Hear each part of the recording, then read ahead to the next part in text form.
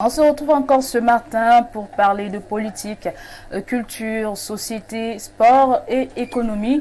C'est votre programme Espace Miné qui démarre à l'instant.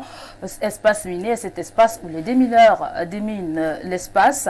C'est toujours un plaisir de vous retrouver, chers téléspectateurs. Je ne peux pas oublier de vous dire bonjour, bonjour tout naturellement. C'est toujours un plaisir de vous retrouver justement lorsqu'il est 10h sur les antennes d'Info TV dans le cadre de votre émission diffusée de lundi à vendredi entre 10h et 11h52 minutes.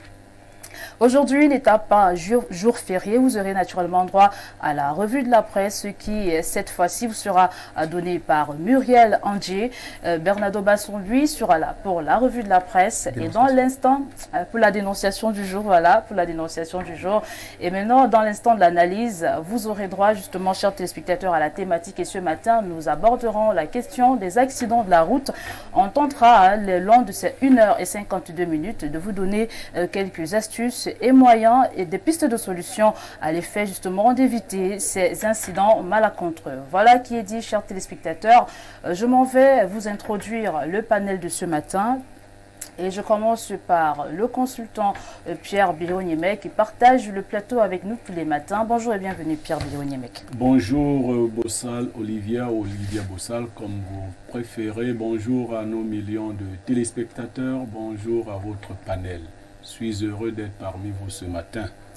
Le plaisir est partagé. C'est toujours un honneur de vous avoir sur le plateau tous les matins. Merci beaucoup. D'accord. La citation du jour. Oui, naturellement, allez-y. La citation, je pensais que vous avez un mot à ajouter avant d'arriver à la avec citation. Le mot après. Okay. Si tu penses qu'en parlant abondamment de tes peines, celles-ci diminuent, tu fais une mauvaise équation. C'est le grand silence qui absorbe nos peines. Okay. Si tu penses qu'en parlant abondamment de tes peines, celles-ci diminuent, tu fais une mauvaise équation. C'est le grand silence qui absorbe nos peines.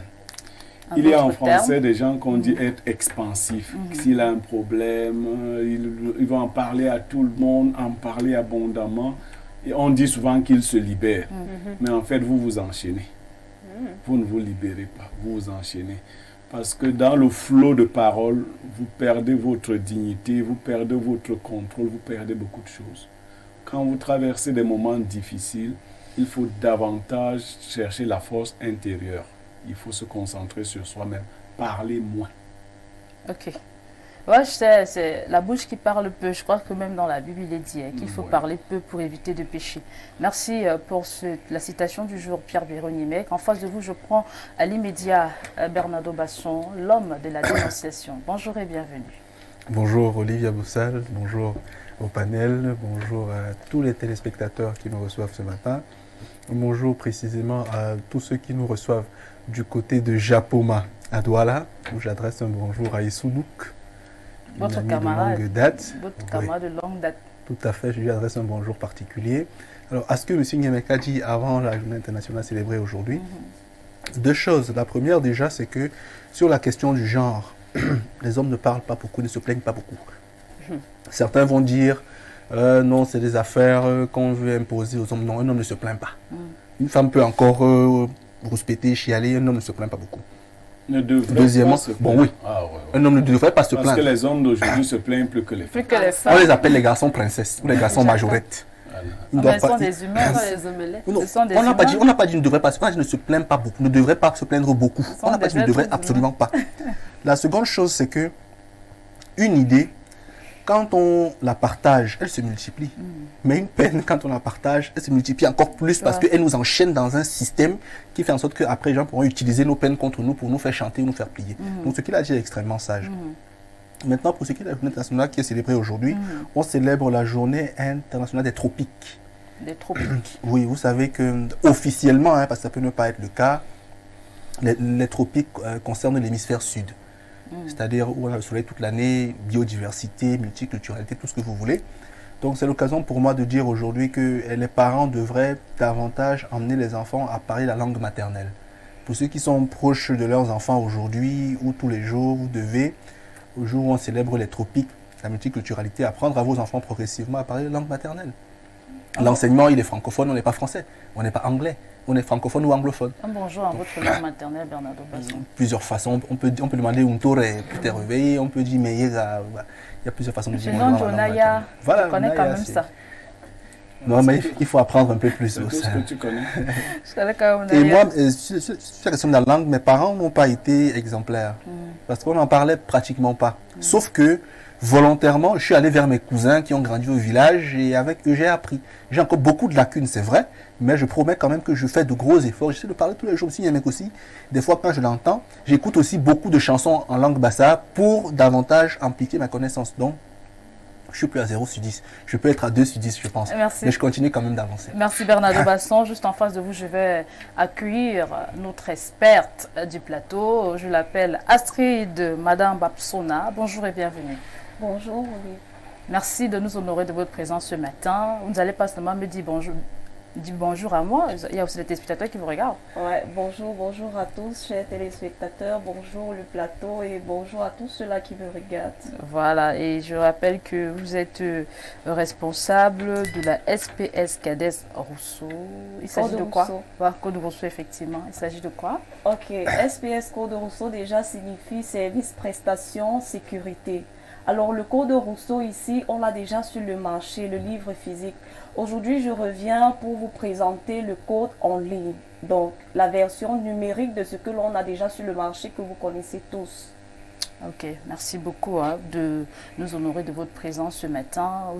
Vous nous serez d'une excellente contribution lorsqu'on abordera la thématique du jour. Vous la connaissez, je l'ai introduit, il s'agit des accidents de la route. Effectivement. Merci encore de nous honorer de votre présence ce matin. Merci à vous aussi. Voilà, bon, je vais accueillir à titre exceptionnel Muriel Andier. C'est elle qui va nous donner la revue de la presse ce matin. Bonjour et bienvenue, elle est déjà installée. Pourquoi ne pas lui dire bonjour? Bonjour Muriel Andier. Bonjour à toi Olivia, très resplendissante. Merci beaucoup, quoique étant un peu souffrante, mais bon, ça va aller. Bonjour à tout le magnifique panel ainsi qu'à ceux qui nous regardent. Chaque jour, il y en a qui ont fait d'espace miné leur culte quotidien. Comment ne pas être honoré de savoir que ça monte et ça monte toujours.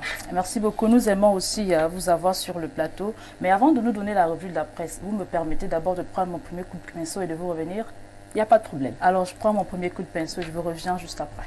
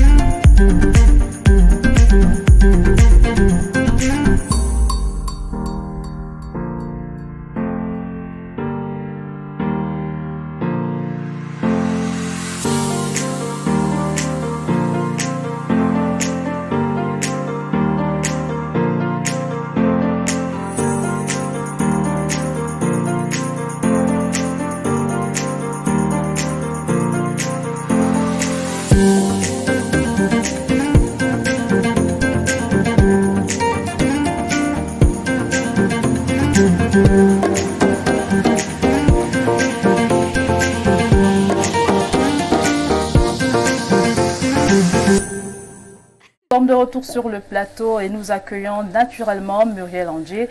Je lui ai déjà dit bonjour tout à l'heure, mais je me retourne quand même vers elle pour lui dire Bonjour à nouveau. Bonjour Muriel Andji.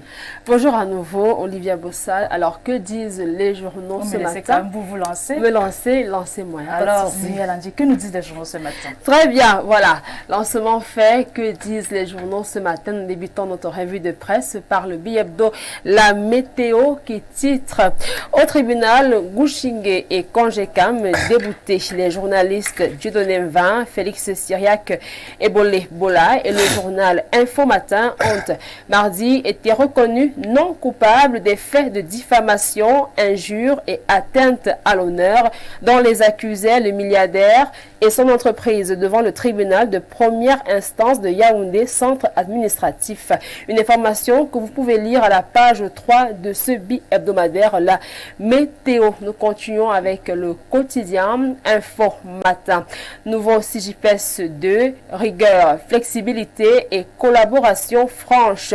Des recommandations faites par le ministre de la Fonction publique et de la Réforme administrative, Joseph Lé, à toutes les parties prenantes lors des travaux de la commission ad hoc chargée des recettes techniques qu'il a présidé ce 27 juin à Yaoundé. Vous aurez la quintessence de cette information à la page 3 du quotidien Info Matin.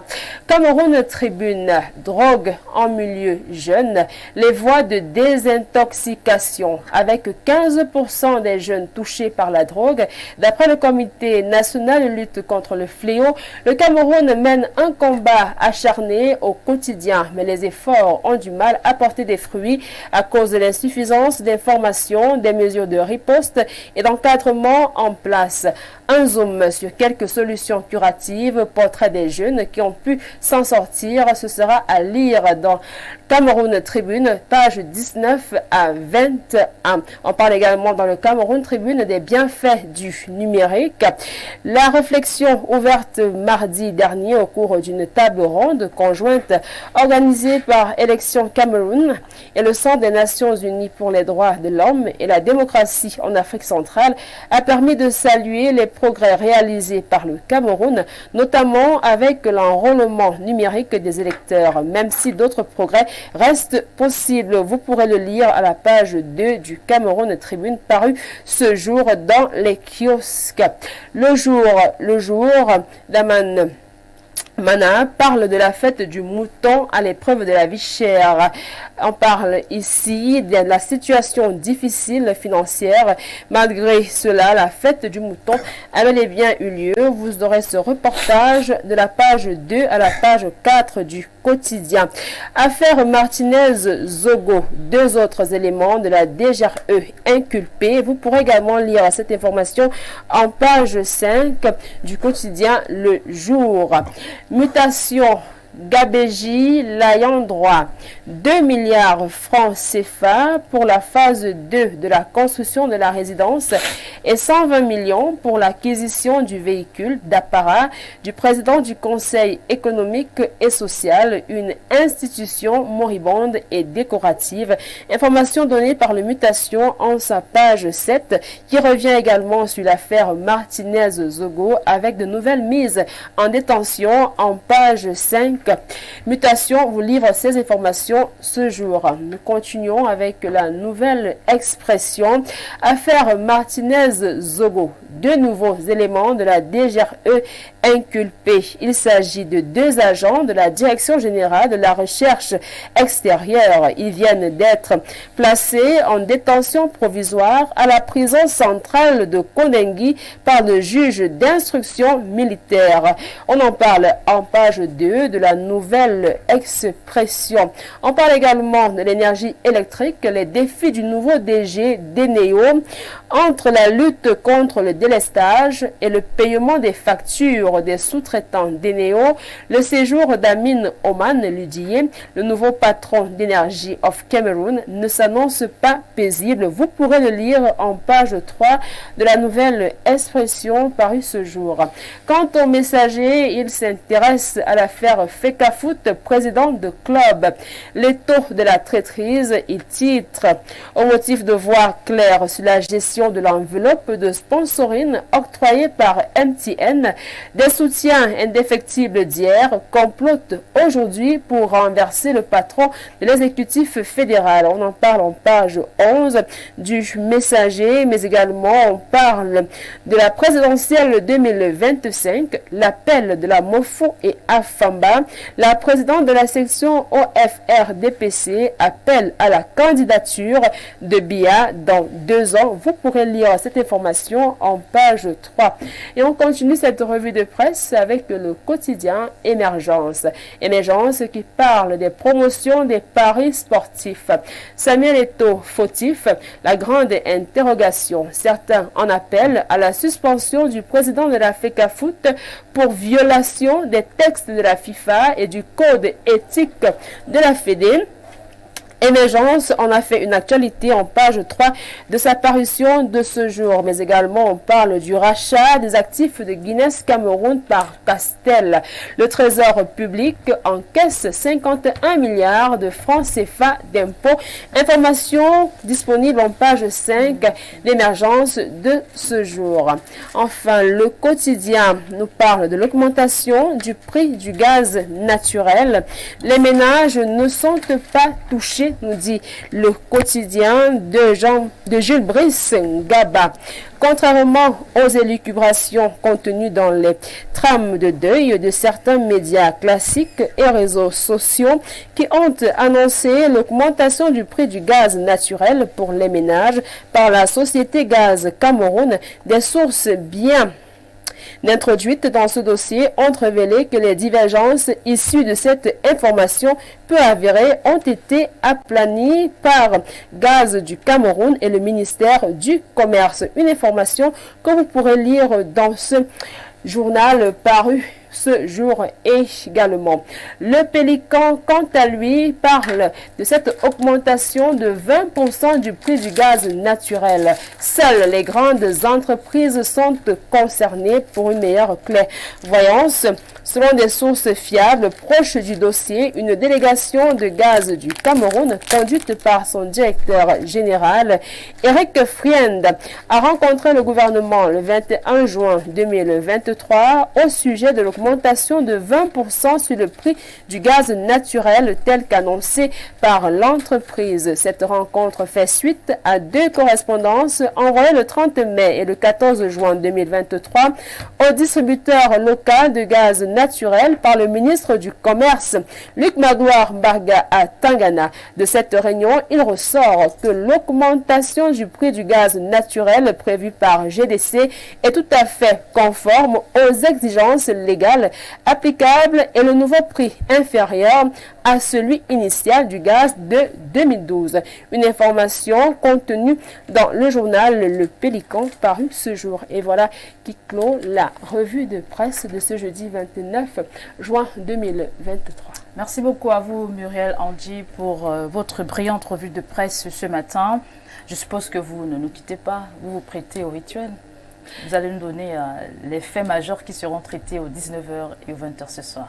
Alors, aux 19h et aux 20h ce soir sur les antennes d'Info TV, à ne manquer sous aucun prétexte.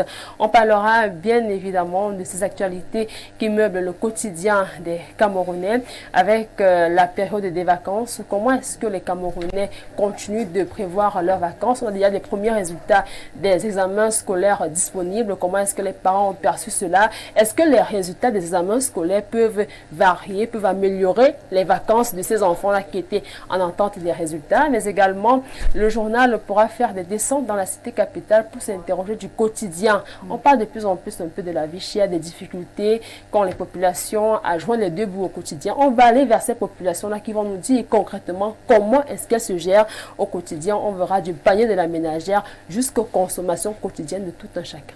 Merci beaucoup à vous, Muriel Andji. Merci beaucoup pour votre intervention ce matin sur le plateau d'Espace Miné. On se va se dire à tout de suite à demain. À la rédaction centrale. Bonne suite d'émission à vous et à votre magnifique panel. Merci beaucoup Muriel Andier. On va juste poursuivre l'émission, le temps de vous laisser regagner la rédaction centrale d'Info TV.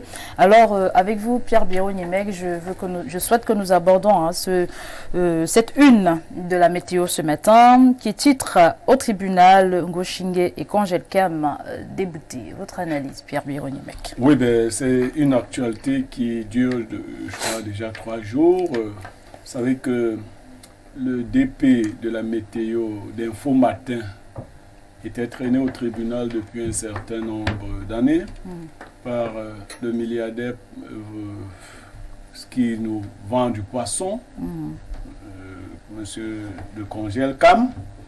Il avait déjà perdu en instance et récemment il a perdu ce procès face à Dieudonné et son collaborateur Ebola.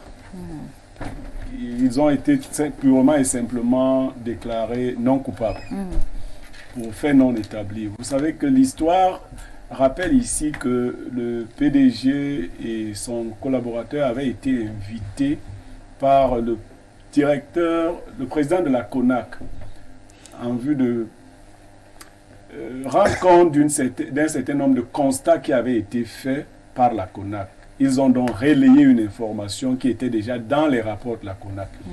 Ils ont été portés en jugement par le promoteur de Kongelkam qui leur réclamait, tenez-vous tranquille, pas moins d'1 milliard de francs CFA de dommages et intérêts.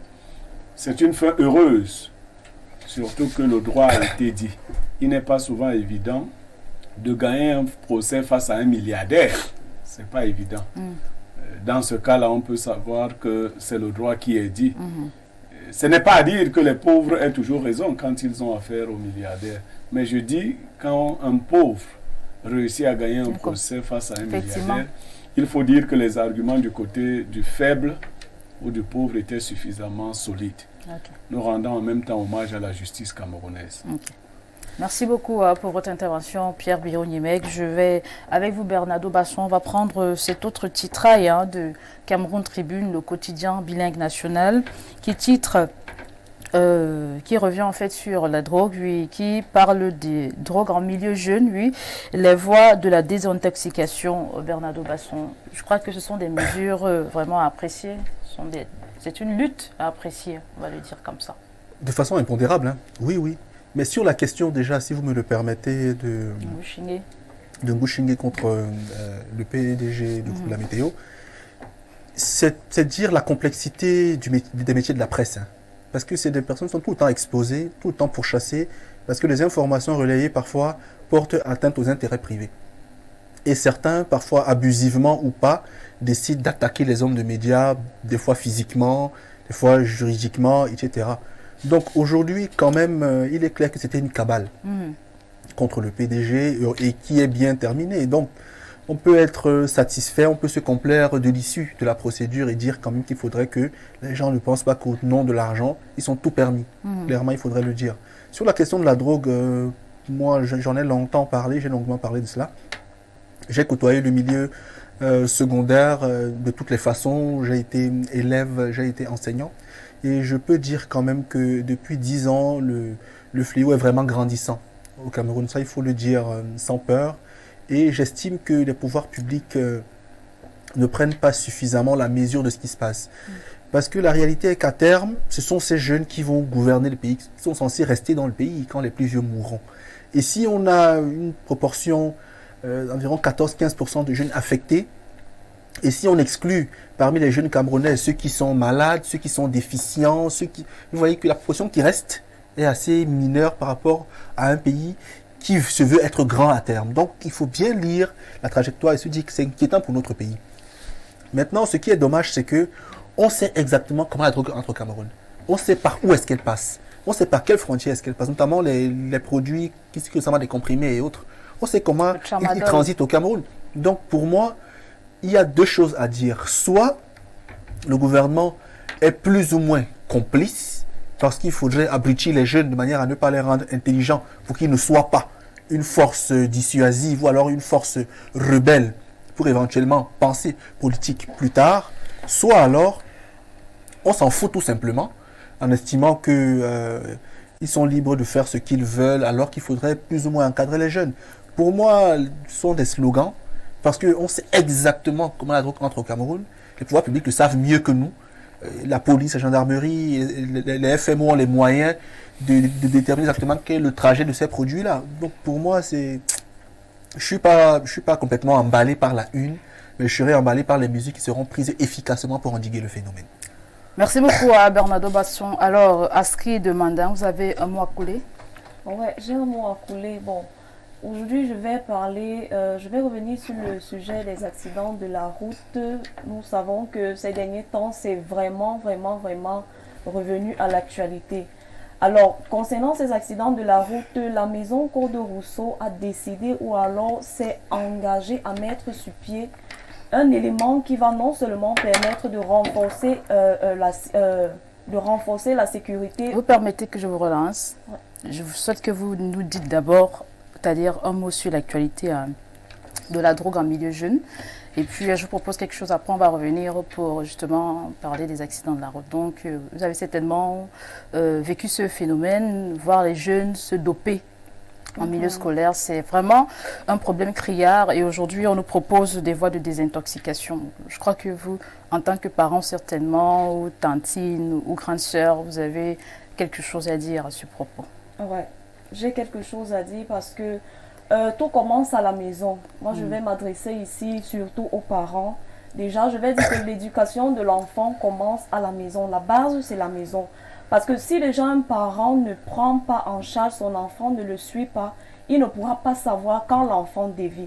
Alors, je m'adresse ici aux parents, soyez vraiment regardants sur ce que l'enfant fait à la maison. Ses sorties, ses allées et venues, avec qui il traîne, soyez vraiment regardants là-dessus. Parce que la drogue, c'est beaucoup plus par la compagnie que ça commence. Parce que beaucoup de jeunes aujourd'hui veulent le faire comme les amis. À l'école, ils voient partout où ils passent, ils veulent imiter les jeunes. Donc, moi, je me dis que les parents ont un grand rôle à jouer. En dehors des parents aussi, il y a la société, puisque l'enfant, ce qu'il voit, il répète.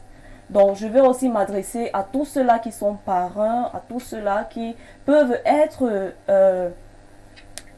un exemple pour ces enfants-là. Que chacun, en essayant d'agir devant un enfant, fasse vraiment attention à ce qu'il fait, parce que la jeunesse aujourd'hui copie vraiment. Avec Internet aujourd'hui, c'est vraiment, tout le monde veut se mettre à la page, tout le monde veut s'arrhythmer, tout le monde veut imiter ce qui se passe. Donc, vraiment, soyons très regardants là-dessus. Merci beaucoup pour votre brillante intervention.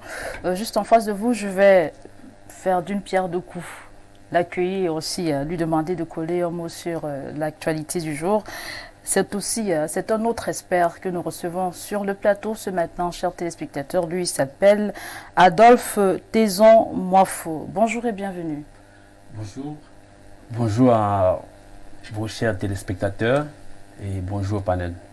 Ok, vous êtes directeur d'auto-école. Je le disais à l'entame de l'émission aujourd'hui, votre expertise nous sera d'une grande utilité parce que vous êtes dans le domaine. On aborde aujourd'hui la question des accidents de la route. Donc, je crois que vous avez certainement un mot bref, parce que justement, on va entrer dans le vif du sujet, à coller avant de revenir sur l'actualité que je vais vous proposer dans laquelle je vais vous demander d'intervenir. Voilà, merci. Je dirais que je suis sur le plateau directeur d'auto-école, mais plus dans la peau de l'enseignant en conduite automobile. Et justement, pendant cette émission, je crois que je déroulerai ma petite connaissance concernant, n'est-ce pas, la prévention des accidents de la route. Alors, votre analyse sur cette actualité de Cameroun Tribune qui revenait sur la drogue en milieu jeune, les voies de désintoxication, on le sait tout ça, c'est un problème, c'est un réel problème dans notre société aujourd'hui, dans le système éducatif, dans les établissements, les lycées et collèges. Vous allez voir des enfants qui consomment des drogues vraiment à n'en plus finir. Et aujourd'hui, le Cameroun prend le taureau par les cornes pour tenter justement d'éradiquer le phénomène, pour le combattre. Voilà, moi, je vais m'exprimer dans le même sillage que mon voisin panéliste, M. Basson, qui a dit que le gouvernement connaît les canaux, les voies d'entrée de cette drogue au Cameroun. Alors moi, je dirais simplement que l'effort, n'est-ce pas, qu'on met pour créer des centres de désintoxication, on aurait pu orienter cet effort-là pour bloquer les canaux d'entrée de cette drogue au Cameroun. Et je crois qu'on n'arrivera pas au centre de désintoxication. Mais toujours est-il qu'une action comme celle-là menée, puisque nous avons déjà des drogués dans nos établissements scolaires, n'est pas mauvaise. Mais moi, je plaiderais plus qu'on aille bloquer la source, l'entrée de ces drogues dans notre pays.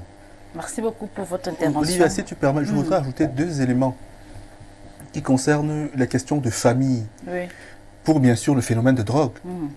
Aujourd'hui, les parents échouent à 2 niveaux. Le premier niveau, c'est que l'éducation n'est pas un état de choses, c'est un système. À côté des parents qui éduquent, il y a des frères qui doivent exercer une pression sur le frère qui veut dévier. Sauf qu'aujourd'hui, beaucoup de parents mettent les enfants parfois en compétition, les comparent à tel point que un schisme se produit, du moins une division entre les frères. Un frère se déraille carrément, son frère veut le rappeler, il lui dit « fiche-moi le camp », parce que les parents n'ont pas travaillé sur l'union à tel point que l'influence soit collective. Cela facilite bien sûr le dérapage d'un enfant. Deuxièmement, les parents qui pensent que aimer un enfant, c'est lui permettre de faire tout ce qu'il veut, en estimant qu'il ne faudrait pas que l'enfant me boude, il ne faudrait pas que l'enfant commette des caprices, tout ce qu'on veut, et qui laisse faire. Ce sont eux, ces parents-là, qui encouragent les enfants à faire des bêtises, à se droguer et à devenir des microbes. Parce qu'ils ne veulent pas qu'on martyrise les enfants parfois quand ils se comportent mal. Vous vous souvenez que, vous êtes plus jeune que moi, mais à notre époque, M. Yemek Lucet est sûrement d'une époque précédente la mienne, à notre époque, l'enfant était l'enfant de la communauté. Oui. Le jour où tu fais une gaffe, la mère voisine te tape. Aujourd'hui, il y a les mauvaises mamans aussi. Il y a les mauvaises voisines, ça c'est vrai. Mais il y a aussi de bonnes voisines, mais qui voient les mamans des enfants trop protectrices, estimer que non, ne rentre pas ma fille, ne dis rien à ma fille. Ça c'est un problème. Il faut revoir le système et mettre ensemble tous les éléments de la chaîne. Enlever un élément comme le frère ou comme le voisin, c'est dangereux à terme pour les jeunes. Merci beaucoup. Bon, le temps, juste peut-être quelques 5 minutes à ajouter dans la rubrique Actu Presse. Il y a cette actualité qui m'a marqué. Le jour qui titre Affaire Martinez-Zogo, 2 autres agents de la DGRE inculpés, Pierre-Biron Yemek. Ben, cela nous informe, le jour nous informe que l'enquête se poursuit bien. Même si la presse ne relaie plus au même rythme, vous vous en doutez bien, la presse reste vigilante sur ce qui se passe autour du décès tragique de Martinez-Zogo. Ces arrestations confortent et confirment l'idée selon laquelle les services de l'État, les services de renseignement de l'État, se sont trouvés mêlés à l'assassinat d'un individu, d'un homme de médias. Je crois que c'est quand même assez grave. 2 autres, ça veut dire que c'est une chaîne. C'est des révélations qui se font au fur et à mesure. Et je rends hommage à la presse qui demeure vigilante. Parce que à mesure que le temps passe, il ne faudrait pas débrayer. Il faut rester vigilant parce qu'à terme, il faut que la justice soit vraiment rendue pour cet homme de médias, mais pour tous les Camerounais, pour tous les humains qui ont vécu cette atrocité, qui ont vu cette barbarie présentée à la face du monde. Ok, merci. Bernardo Basson, vous souhaitez également dire quelque chose au sujet de cette actualité? Peut-être pas fondamentalement, mais comme je l'ai souvent dit ici, entre guillemets, je suis fils de policier. Et il a atteint les plus hautes fonctions de la police. Il ne manquait plus que le poste de DGSN parce qu'il a atteint un certain niveau. Hier encore, on discutait et il me disait, mon fils, la DGRE est rattachée à la présidence de la République. C'est un service stratégique dans la vie sécuritaire d'un pays. Il me le disait encore hier. C'est dire que si des membres de la DGRE sont impliqués dans un tel crime, et on avait cité 1 ou 2, d'autres encore s'en rajoutent, ça devient une affaire d'État, comme on l'a toujours dit ici.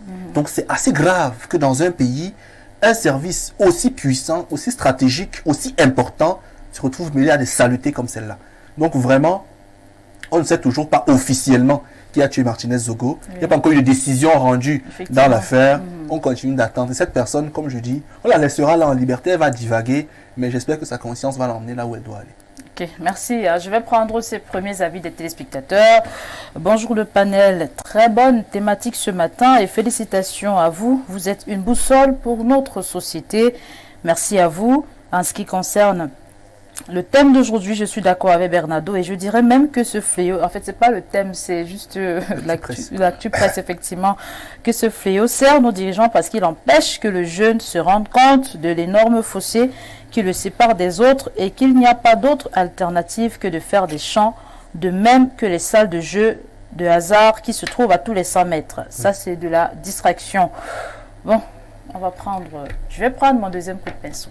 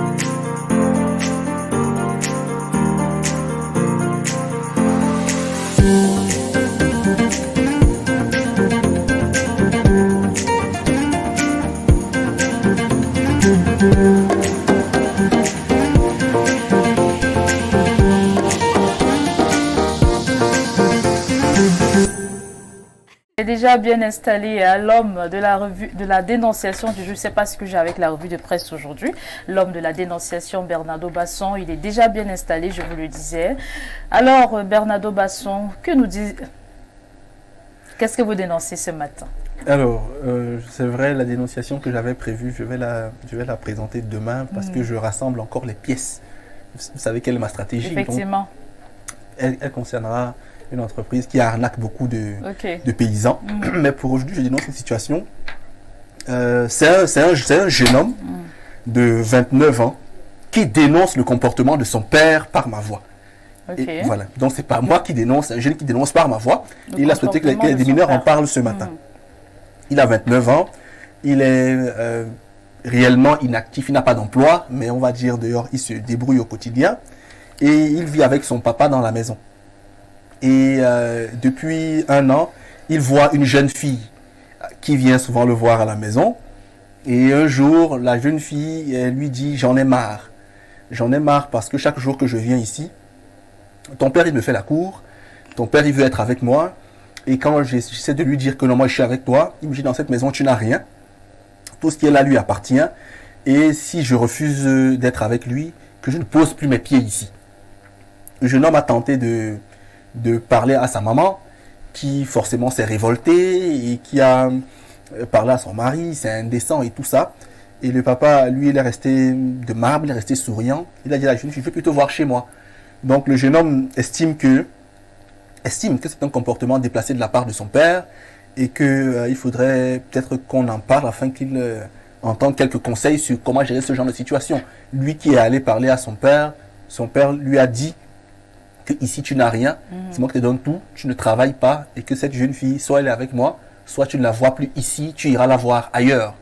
Donc ce matin, il a souhaité que les démineurs en parlent afin qu'ils sachent à peu près comment gérer ce genre de situation assez particulière. C'est une dénonciation assez drôle ce matin. Hein? Alors Astrid, voici alors l'histoire d'un papa très Android plus que son fils, on va le dire comme ça. Vous avez écouté la dénonciation de Bernardo Basson. Quelle est votre analyse, votre appréciation? Ok, bon, concernant cette dénonciation, moi je dirais que le fils même doit être indépendant. Ça c'est premièrement parce que s'il veut vraiment mener sa vie, il doit partir du cadre parental. En ce sens que le père, en disant cela, a le droit, c'est quand même le chez lui, c'est lui qui paye la location, s'il est en location. Donc moi je pense que pour éviter ça, le fils peut partir de là, se créer un chez lui et être un peu plus autonome afin que ça n'arrive plus. Ça c'est premièrement. Bon, deuxièmement, s'il veut, il peut en parler avec son papa. Il peut essayer de voir dans quelle mesure essayer de résoudre cela. Pour que, ils en ont parlé. Hein. Ils en ont parlé. Et le papa lui a dit, ici, tu n'as rien. Lui. Et l'enfant demande à son père, mais comment tu veux mettre le sable dans ma sauce? Donc ça finit en queue de poisson. Ok, donc je crois que dans cette lancée-là, il doit carrément chercher un celui, se construire avec sa demoiselle, si je peux dire ainsi. Donc, le papa lui dit que ces fauteuils, c'est pour lui. En fait, tout ce qui est chez lui, c'est pour lui. Même si sa femme vient aussi, c'est sa femme. Oh. Ok, d'accord. Merci beaucoup pour votre intervention. Je vais prendre la vôtre, monsieur l'expert, ce matin sur le plateau. Je le disais, c'est un papa, c'est l'histoire d'un papa très androïde. C'est-à-dire, il est très androïde, qui estime que tout lui appartient, y compris même la femme de son fils. Justement, c'est une dénonciation très drôle, mais pour moi, je vais dire que c'est aussi très ridicule pour le papa, n'est-ce pas, de vouloir user de ce moyen pour avoir la femme de son fils, la copine de son fils.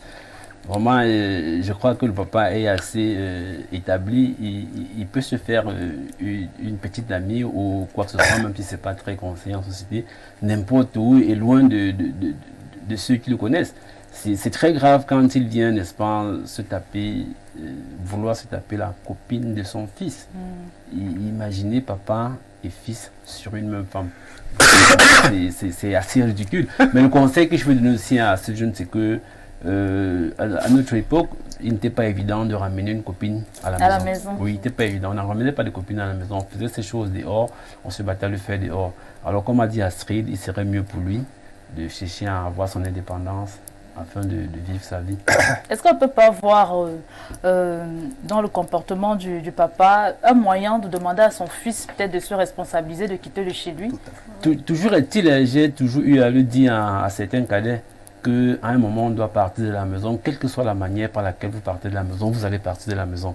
Alors il y a certains actes qui sont posés par les parents qui, à première vue, montrent qu'il est méchant, il n'est pas ceci, mais à la longue, vous trouverez que c'était bien. S'il n'avait pas fait ça, vous seriez toujours resté dépendant. Alors, il y a certains actes posés qui vous poussent à prendre votre indépendance et vous jugerez ça bien dans le futur. Merci. Merci pour votre intervention. Pierre Biron-Yemek, on va peut-être tirer sur le papa qui, alors qu'il veut peut-être le bien de son fils, le bonheur de son fils.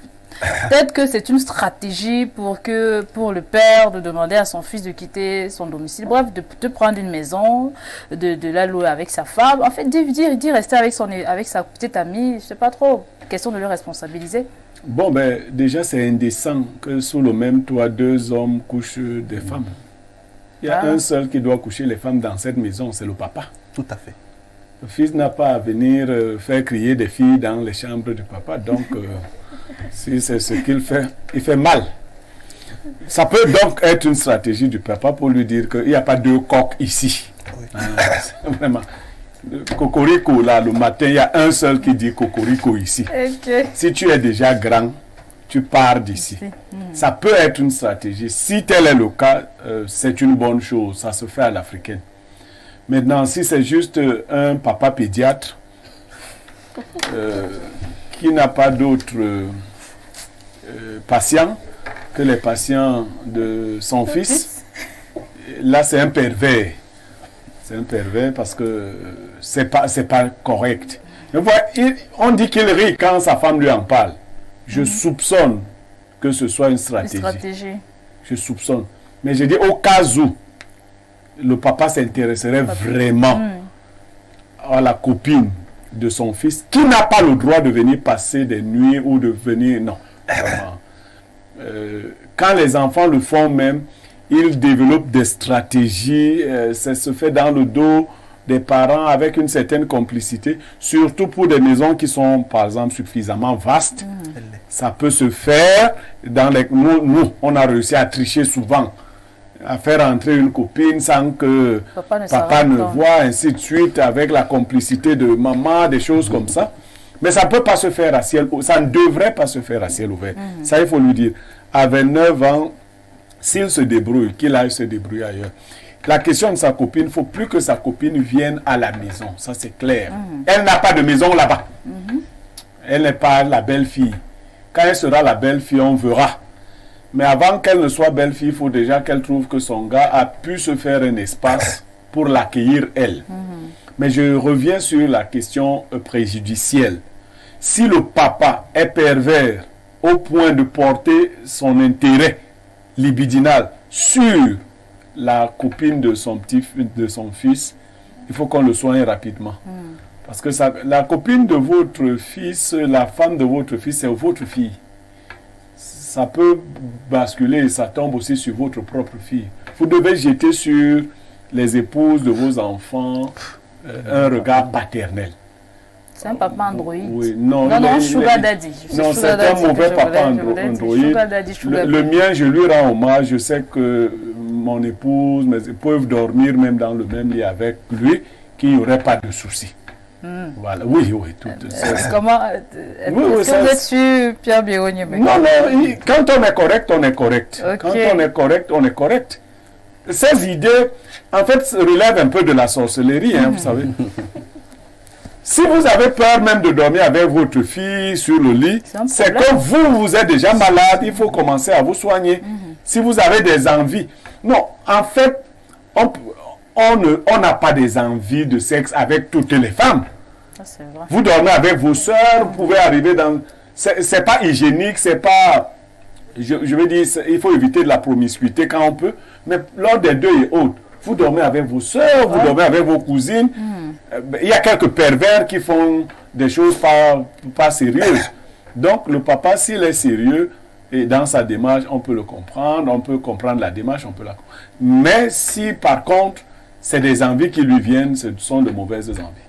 Merci pour votre intervention, Birio. Je vais prendre l'avis du dénonciateur qui dénonce ce matin, Bernardo Basson.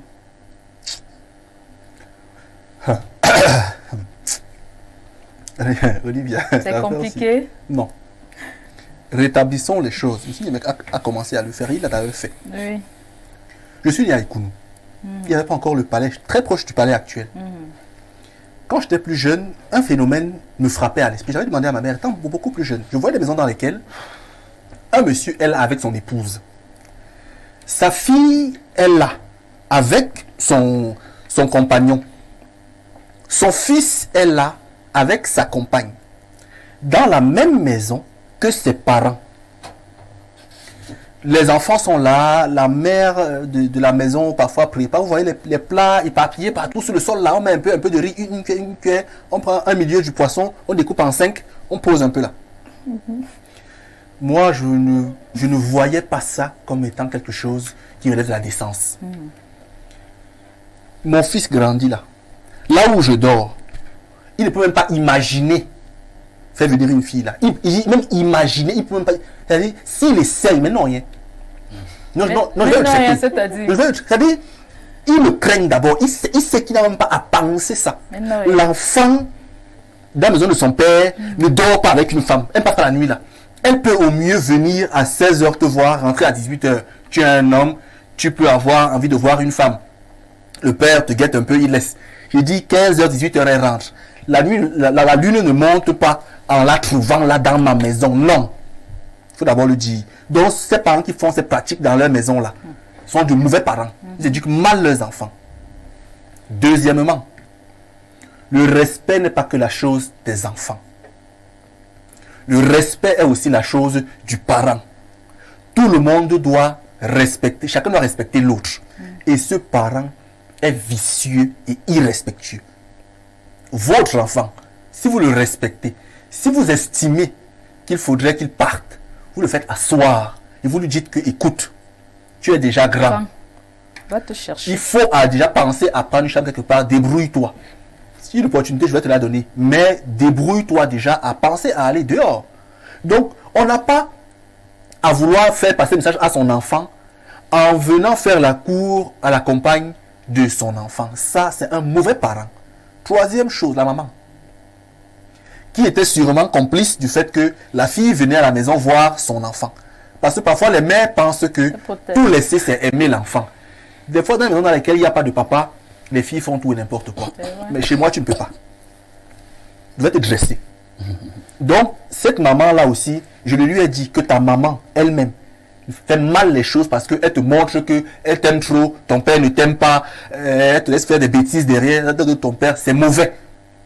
Maintenant, pour le jeune garçon, je lui ai dit que à 29 ans, tu as une licence, tu peux faire les répétitions.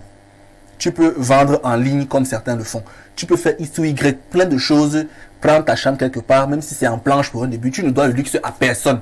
Tu as une vie à vivre, pas des gens à impressionner. Si tu veux remettre avec une femme, et voilà pourquoi je vais sortir par là. Pardonnez-moi, hein. J'ai fait l'Ouest. Vous ne voyez pas ça à l'Ouest. Vous ne voyez pas ça à l'Ouest. Je dis, c'est ce que j'aime un peu chez eux. Vous voyez des gens qui, quand le père est là, l'enfant passe par derrière même d'abord. Le respect est institué. Il n'y a pas que ton père dort, une fille dort là, ton fils dort. C'est une affaire de quoi? Donc je lui ai dit que mon ami, toi, ton père c'est mauvais père, ta mère c'est mauvaise mère, toi tu es un mauvais enfant. Donc chez vous, on doit vous délivrer. Mouna Bobo. Qui ne sait pas se chercher. Il nous a écouté, il a écouté tous les avis et les conseils des panélistes ce matin et j'espère qu'il les mettra en pratique. On va prendre ces quelques avis des téléspectateurs. Mademoiselle Boussal, bonjour. Bonjour aux visionnaires des Rio. Pour la dénonciation, moi je dirais que le papa du garçon a raison. En Afrique, le terme petit ami n'existe en aucun dialecte. Est-ce que sur le plateau, quelqu'un peut me traduire le terme petit ami en sa langue maternelle? Ça n'existe pas dans mon village. On dit qu'on ne quitte pas la maison familiale pour aller vivre en location ou pour aller faire le bien, on reste. Mais on quitte la maison familiale pour aller s'installer avec son épouse ou son époux. L'enfant là doit se calmer. En plus, il n'a ni emploi ni argent. Et c'est toujours lui qui court derrière les femmes au point de les amener dans une maison qui ne lui appartient pas. Ça, c'est un message qui nous vient du 213. Bonjour les démineurs, de mon humble avis, le papa du garçon veut le pousser indirectement à prendre ses responsabilités pour bâtir sa propre vie. C'est Jean-Victor Samnik depuis Ezeka qui nous écrit. Bonjour à vous sur le plateau. Toujours aussi charismatique et professionnel pour la dénonciation, je pense que ce papa n'est pas sérieux et cette histoire est monnaie courante, il voulait dire, dans notre société. Vraiment que cela prenne fin, on a l'impression qu'on a perdu notre dignité. C'est Lionel depuis Lyon qui nous écrit ce matin. Bonjour Olivia, bonjour les démineurs, le père en question a un noir cœur. Avec toutes les filles et les femmes qu'il y a dehors, ce papa a un plaisir malsain qu'il cache, qu'il veut assouvir dans les entrejambes de la copine de son fils. Maintenant, quant au fils, il a tort, mais s'il sait que son père est androïde, qu'il vienne avec la complice de sa copine aussi, comme ça chacun est dans son coin sans déranger l'autre. C'est pratique de Yokadouma qui réussit à faire sourire les panélistes sur le plateau. Génie. Donc le fils passe les livraisons au père. Oui, voilà, c'est ça. À domicile. Bonjour les démineurs. Non, n'appelle pas pendant l'émission, s'il vous plaît. Bonjour les démineurs, j'admire la sagesse de Blériot, l'intelligence de Bernardo, que dire de la tendresse et de la naïveté d'Olivia. Bonne émission à vous, merci. Bonjour ma boss et à tes invités, j'ai 38 ans, j'ai vu chez mes parents, mes copines ne viennent pas dormir chez mes parents, ce n'est pas bien. 38 ans. Bonjour, moi je peux dormir avec la femme de mon ami et il n'y aura rien. Bonjour à tout le plateau. Pour la dénonciation de mon homonyme Bernardo, quelles que soient les raisons évoquées, ce père est un sorcier, à la limite un vampire. Ce jeune doit rapidement quitter le toit familial pour récupérer sa copine. C'est René Joly-Basson depuis Douala qui nous écrit. Bonjour Olivia et à tout ton panel. Vraiment Bernardo, ta dénonciation est tout sauf une dénonciation car c'est une blague. Qu'est-ce qu'un homme de 29 ans fait encore dans la maison de son père? Il n'a pas suivi qu'il y a un homme de 38 ans qui vient d'écrire. Voilà justement, quelqu'un vient de nous écrire que lui il a 38 ans mais au moins lui n'amène pas les femmes chez son papa.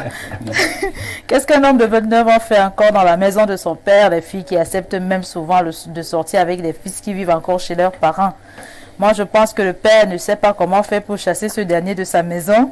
Raison pour laquelle le père fait semblant de lancer des grains de maïs à sa belle-fille. Jeune homme, tu n'as pas à te plaindre parce que tu n'es pas chez toi. C'est Pancras de Guidère. Ça faisait longtemps. Oui, elle nous a écrit hier qu'elle était un peu empêchée, occupée. Bonjour à tous les panélistes. Je vais juste dire à ce petit frère qu'on ne sort pas avec les femmes dans la maison familiale. Je vois en ce comportement du père une manière polie de dire à son fils de prendre sa vie en main et de libérer la maison familiale. Il fait quoi chez son père à 29 ans? Il ne voit pas qu'il a appuyé sur le bouton déranger. C'est monsieur lui qui nous écrit de Yaoundé. Bonjour Olivia, j'ai nommé la poupée nationale. Bonjour le secret national. Bonjour à tout le plateau. Concernant les accidents dans nos routes, Moi-même qui vous parle, je suis un transporteur. Honnêtement, parlant beaucoup de personnes sont des guides des véhicules et non des chauffeurs. Les auto-écoles au Cameroun sont devenues les lieux pour distribuer juste les permis. Les gens n'apprennent plus véritablement la conduite. Résultat de cours, le bilan parle de lui-même et nos routes qui ne peuvent plus tenir. C'est Sébastien Debitan qui rajoute en disant l'homme qui milite pour le couple poupée national et le sucre national. Merci à vous. Très drôle. Bonjour le plateau, moi c'est, bon, le nom est un peu compliqué, Chosy. Je veux rappeler au papa que mon propre père cherchait des femmes pour me donner dans les bac-bac. Bonjour à vous, que le fils quitte simplement la maison ou alors il laisse la femme à son père. Les papas sorciers, c'est Stéphane qui nous écrit depuis Essos. La violence en milieu scolaire est un phénomène de plus en plus recrudescent. Les conséquences de celle-ci sont préjudiciables tant pour tous les acteurs de la communauté éducative que pour la société. Les proportions de ce phénomène laissent perplexes tous les acteurs de la communauté éducative face à ces affres causant des douleurs et des humiliations qui affectent les apprentissages, la personnalité et les ambitions d'avenir des uns dans la recherche des solutions adaptées en vue de réduire considérablement l'impact de la violence en milieu scolaire. La sensibilisation se trouve au premier chef des actions récursoires à mener, d'où le pesant téléologique de cet exposé. La violence se définit comme tout acte d'agression physique ou psychologique perpétré à l'encontre d'une personne dans le but de l'obliger à faire ou ne pas faire quelque chose ou en utilisant des propos désobligeants et dégradants. Le milieu scolaire, il est long, hein? Non, ça va. On ne pourra pas lire tout ce message, il est très très très très long, vraiment. Bonjour beauté, même chez les blancs que nous voulons, la plupart du temps, imiter les bourgeois vivent avec leurs enfants déjà âgés et même eux parfois mariés. Coucou Olivia, bonjour les panélistes. Pour la dénonciation, je pense que le père la sort dans la nuit. Je ne vois pas de mal pour un jeune de 29 ans à amener sa copine à la maison. Son papa devrait même être content. Qu'est-ce qu'il fait chez eux à 29 ans? Lol, combien de jeunes de son âge travaillent au Cameroun? On va vivre seul sans boulot. Anyway, Olivia, toutes les nanas là sur le plateau, mais tu restes encore ma préférée. Le rendez-vous du Tajidor tient toujours. C'est Pat de Paris. Il dit, je suis de retour. Bien, bon retour, Pat de Paris. Bonjour la poupée. Très jolie, très belle. Bon, merci. Salut le plateau à propos de la dénonciation. Et c'est-à-dire que quand on n'a pas encore construit au village, on ne doit pas aller avec sa femme au village. Ce papa est un pédophile. Pierre Béo a dit que c'est un papa pédiatre. Élément à surveiller de près, c'est Alexandre qui nous écrit depuis Yagua. Bonjour le panel, je vous rappelle que l'enfant n'a aucun devenir avec sa copine. Qu'est-ce qu'il voulait dire? Aucun droit de venir. Non, pas ça. En fait, nous sommes des Bantous. Je sais pas. C'est KCP de Bafia. Je connais pas trop. Bonjour à vous sur le plateau pour la dénonciation que cet enfant laisse cette fille, un chanteur. Cette fille, un chanteur ivoirien a chanté. Si ta femme plaît à ton père, ce n'est plus ta femme, c'est la femme de ton père. Qu'il laisse ça, qu'il cherche sa part. C'est ma femme sur laquelle il a vu qu'il va mettre les yeux. Qu'il laisse ça, on va gâter. C'est Denis et tout dit qui nous écrit depuis Oja. Bonjour, belle émission. On n'est jamais chez ses parents, on n'est jamais grand chez ses parents. Ça se passe comment pour amener une copine à un copain chez ses parents ou un copain chez ses parents? Bon. Bonjour Olivier, ton riche panel, s'il vous plaît. Où est passé parfait ici? C'est bébé Joël de Kribi. Bonjour le plateau, très belle émission au sujet de la drogue. Je voudrais dire à monsieur Basson de ne pas accuser le gouvernement partout où on vend la cigarette, partout.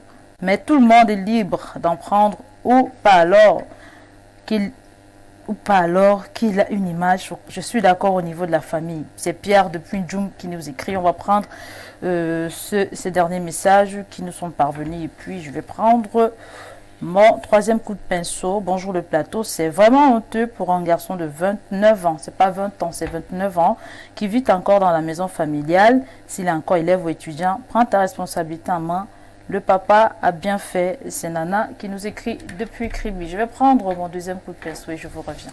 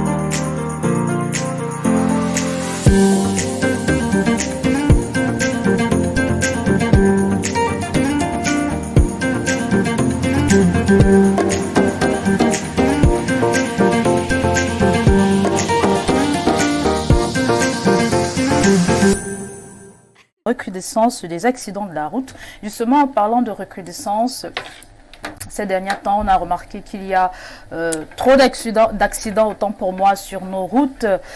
Astrid, Madian, Babsona, notre experte sur le plateau qui s'y connaît mieux en la matière. Alors, on va vous demander qu'est-ce qui en est la cause? Ok, merci Olivia de me passer la parole. Premièrement, ici, la cause est à la base, ça concerne la formation. Parce que je dis toujours que pour stopper un fléau ou pour stopper quelque chose qui se passe mal, il faudrait qu'on parte sur la base de cette chose-là. Alors, je m'explique. Si vous avez peut-être un chauffeur qui se comporte mal en route, ça veut dire que ce chauffeur-là n'a pas très bien suivi sa formation. Alors, c'est la raison pour laquelle nous commençons toujours par la base. Alors, concernant les accidents de la route ici, c'est vrai que les autres facteurs ne sont pas à négliger, mais en ce qui me concerne, aujourd'hui ici, moi je vais parler de la formation des chauffeurs ou alors des usagers de la route. Alors, concernant la maison SPS Code Rousseau Cameroun, nous avons pensé à mettre sur pied un code en ligne qui va non seulement faciliter l'accès à tous ceux-là qui voudraient apprendre, qui va non seulement faciliter l'accès aux chauffeurs et à tous les apprentis, ceux qui apprennent dans les auto-écoles. Alors, pour cela, je vous conseille vivement d'aller sur le site camercoderousseau.net. Ok, donc maintenant... Justement, en parlant du code Rousseau, il s'agit de quoi concrètement? C'est-à-dire, si moi je veux acheter un code Rousseau, qu'est-ce que je vais retrouver à l'intérieur? Ok, quand vous achetez un code Rousseau, déjà, je vais souligner ici que le code en ligne, c'est la version numérique du code physique que vous avez déjà. Okay. Pour ceux-là qui sont allés dans une auto-école, ils connaissent le code physique. Mais ce code en ligne est encore plus amélioré. Pourquoi? Parce que à l'intérieur, nous avons plus de contenu que dans le code physique. Je m'explique. Le contenu du code en ligne, c'est 2400 questions type examen contre 120 dans le livre. 60 épreuves type examen contre 3 dans le livre, 10 cours thématiques et 6 examens blancs. Vous avez aussi en plus de ça des vidéos claires et aussi analysées et commentées par des experts dans le domaine. Donc, quand je présente souvent la chose, je dis que, bon, on a remarqué que, évidemment, certains apprennent mieux par le numérique que par le physique. C'est la raison pour laquelle nous avons pensé à numériser la chose pour que ce soit plus accessible et plus attrayante par les gens là, ou ceux-là qui conduisent ou ceux qui aimeraient apprendre à conduire dans des auto-écoles. Ok, merci beaucoup. On va vous revenir parce que c'est votre expertise qui est à l'honneur ce matin. Donc, je vais vous revenir d'un moment à l'autre et je vais passer la parole à l'autre expert qui partage le plateau avec nous ce matin, qui va aussi nous donner... Tout à l'heure, vous avez écouté un téléspectateur qui revenait sur la responsabilité des auto-écoles. Il estimait que en fait, l'auto-école ne joue plus réellement son rôle. Qu'est-ce que cela vous... Comment est-ce que vous appréciez cette réaction? Voilà, merci. Merci à ce téléspectateur qui a de l'intérêt pour la sécurité routière et particulièrement pour les auto-écoles. Comme je vous ai dit à l'entame de l'émission, je m'assieds sur ce plateau plus en tant que formateur en conduite automobile. Et je vais dire que vraiment le système, le gouvernement, le ministère des Transports a mis sur pied beaucoup d'avancées, n'est-ce pas, pour améliorer la qualité de la formation en conduite automobile dans notre pays. Et partant des textes, n'est-ce pas, qui régissent la création des auto-écoles et celles qui régissent également la vie des auto-écoles. Donc nous, formateurs en conduite automobile, nous pouvons vous rassurer ce matin, rassurer à tous les téléspectateurs que nous avons de la matière, que nous sommes prêts à vous accueillir. Nous ne demandons qu'une seule chose, venez dans les auto-écoles vous former. Venez vous former dans les auto-écoles et vous aurez la bonne formation qui vous permettra à coup sûr d'être à l'abri de ces accidents de la route. Alors vous êtes expert, justement, et est-ce que vous pouvez nous donner... Je vais vous poser une question, peut-être paraître banale, je ne sais pas. Est-ce qu'il est possible d'éviter un accident de la route? Est-ce que c'est possible d'éviter un accident de la route? Tout à fait.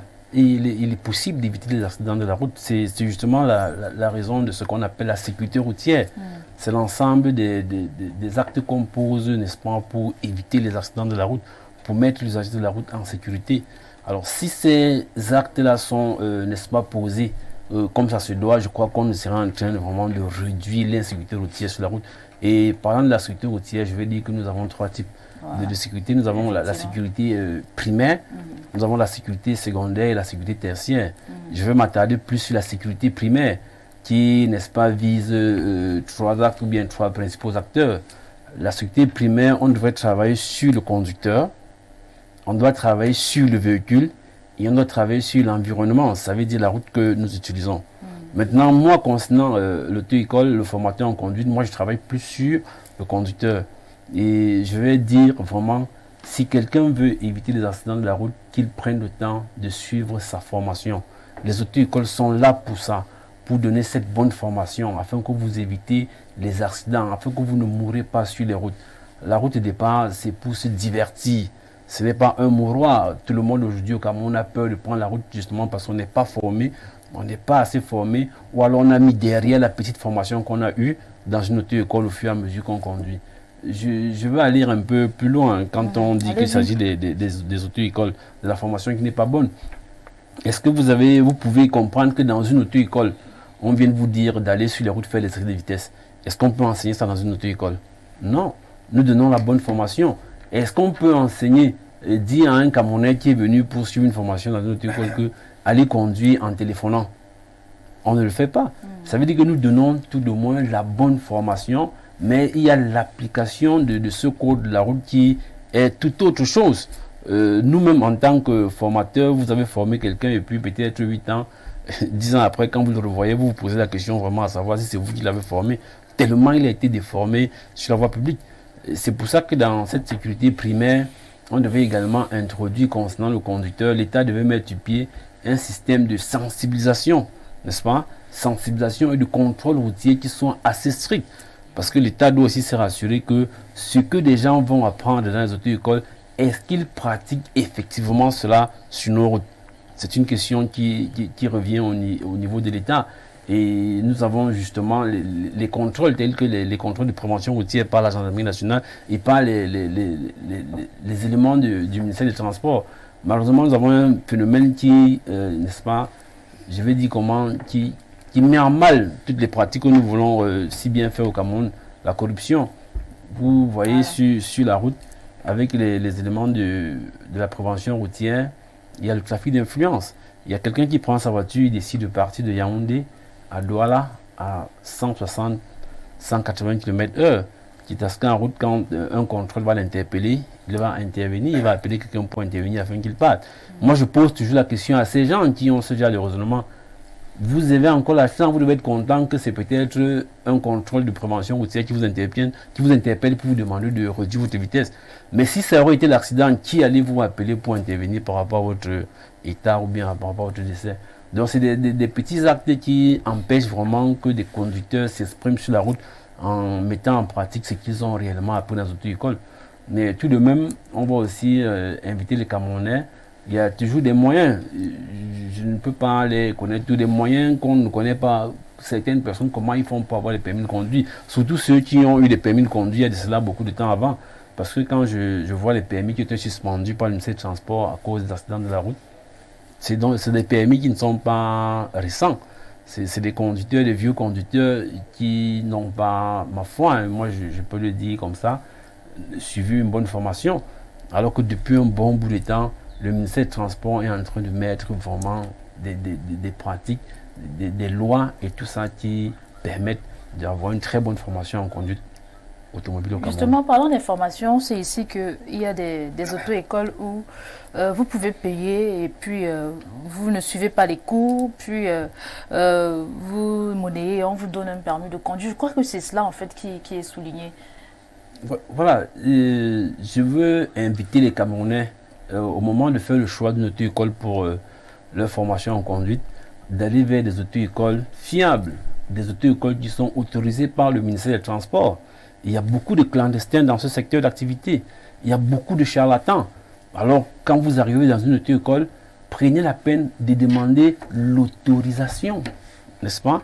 De demander l'autorisation d'ouverture de cette auto-école qu'on vous la présente afin que vous vous engagez. Il y a ça. Il y a aussi ce fléau que moi je décris beaucoup envers nos concitoyens. beaucoup n'ont pas assez de temps. Il y a des gens qui retirent justement de leur argent, vont dans une auto-école et puis au finish n'ont pas du temps pour venir se faire former. Ils n'ont pas de temps. On vous promet, non, cette semaine, je suis en mission, je reviens la semaine prochaine. Mais à la fin, ils ont un permis de conduire. Non, à la fin, quand vous dites qu'ils ont un permis de conduire, l'auto-école ne délivre pas le permis de conduire. Le permis de conduire s'obtient à la suite d'un examen officiel et national de permis de conduire organisé par le ministère des Transports. Ce n'est pas l'auto-école qui délivre le permis de conduire. Vous savez dire que le rôle de l'auto-école, c'est juste de former le candidat et de présenter son dossier pour l'examen. Justement, ça s'arrête là. Justement, parce que c'est justement la formule au candidat et présenter le dossier pour l'examen. Le candidat n'est donc pas venu, n'a pas suivi les cours. À la fin, son nom se retrouve donc quand il faut passer l'examen. Voilà, je voulais vous dire qu'avec le système mis sur pied par le ministère des Transports, l'auto-école présente un candidat 1 mois, 1 semaine avant la date de l'examen. Vous voyez, vous pouvez avoir un candidat qui en 1 mois commence à venir, et dès que son dossier est présenté, il se trouve indisponible. Le dossier est déjà présenté. Son nom sort déjà sur la liste. Et comme nous tous les Camerounais, nous sommes têtus, malgré que vous avez beau convaincre, non, ne venez pas former vraiment le parti. Tout ce qu'il nous dit, c'est que nous, vous êtes des commerçants, c'est parce que vous voulez qu'on reste vous donner de l'argent, continuer à rester dans votre auto-école. Et puis il dit non, je vais tenter ma chance à l'examen. Le reste là, nous ne sommes plus au courant. Ok, merci beaucoup Adolphe pour toutes ces précisions que vous nous donnez, qui vont certainement aussi aider nos téléspectateurs. Pierre Biaud-Niémé, justement, parlons de la sensibilisation. C'est vrai que c'est un outil clé, hein, mais sauf que tous les ans, chaque vacances, on va le voir. Si vous faites le tronçon, la route Douala-Yaoundé, vous allez voir justement des équipes de sécurité routière, de prévention routière qui sont sur le terrain. Mais quand on connaît le contexte camerounais, est-ce que la sensibilisation justement est cette méthode qui peut marcher? C'est quoi la sensibilisation? Est-ce que c'est arracher l'argent qui marche? Voilà. Sensibiliser, c'est informer, prévenir par rapport à un risque, par rapport à un danger qu'on court. On devrait constamment sensibiliser. Et puis la méthode de la sécurité routière que j'observe, je crois humblement qu'elle n'est pas la bonne. C'est-à-dire des postes fixes. Vous savez, moi qui fais constamment l'axe Douala-Yaoundé, nous communiquons entre nous chauffeurs. Quand tu es à un péage, tu demandes où se trouvent ces gens-là, on te dit ils sont à son bord. Donc, tu sais que d'ici Boumibel, tu peux aller très vite. Et une fois à son bord, tu es prudent. Non. Le matériel roulant devrait constamment faire le tour. Je crois que l'enseignant d'auto-école est là. S'il y a des motos de la gendarmerie, de la prévention, qui font constamment le tour, cela prévient de beaucoup de dangers. Parce que, comme automobilistes, nous-mêmes, nous voyons certains poser des actes qui mettent en danger non pas leur seule vie, parce qu'il y a des gens, s'ils devaient mourir seuls, cela ne gênerait pas beaucoup. Mais le problème, c'est qu'ils ne veulent pas mourir seuls, ils veulent mourir avec les gens qu'ils transportent dans leur voiture, mais ils veulent aussi tuer d'autres. Des dépassements abusifs, qu'est-ce qu'il faut dire? Vous voyez sur la route, la dame de Côte de Rousseau est là. J'observe quelque chose de terrible. Le chevauchement de la double ligne continue. C'est un cas de mort. Chevauchement de la double, je ne parle pas de la ligne continue, de la double ligne continue. C'est-à-dire que quand quelqu'un estime qu'il y a, bon, ça arrive sur notre affaire, l'axe lourd, le Côte Rousseau ne connaît pas l'axe lourd. C'est la nationale, on parle de la nationale. Bon, nous on appelle ça l'axe lourd, il faut intégrer ça dans le Côte de Rousseau. Au Cameroun, il y a l'axe lourd. C'est-à-dire que l'axe lourd, encore plus alourdi à certains endroits, vous avez donc 3 voies, mais il n'y a que 2. Enfin, il n'y a qu'un seul côté qui est autorisé à utiliser les 2 voies. Sur une descente ou sur une montée, ça dépend. Vous verrez donc un automobiliste, parce qu'il croit ne voir personne, entreprendre de chevaucher la double ligne continue. Mais c'est des cas de mort. Alors, qu'est-ce que la prévention fait? Elle doit être dans ce genre de lieux, qui sont des lieux accidentogènes. Dire aux gens, il ne faut pas seulement chercher l'argent. Je crois que le rôle de la prévention, c'est d'éviter les accidents.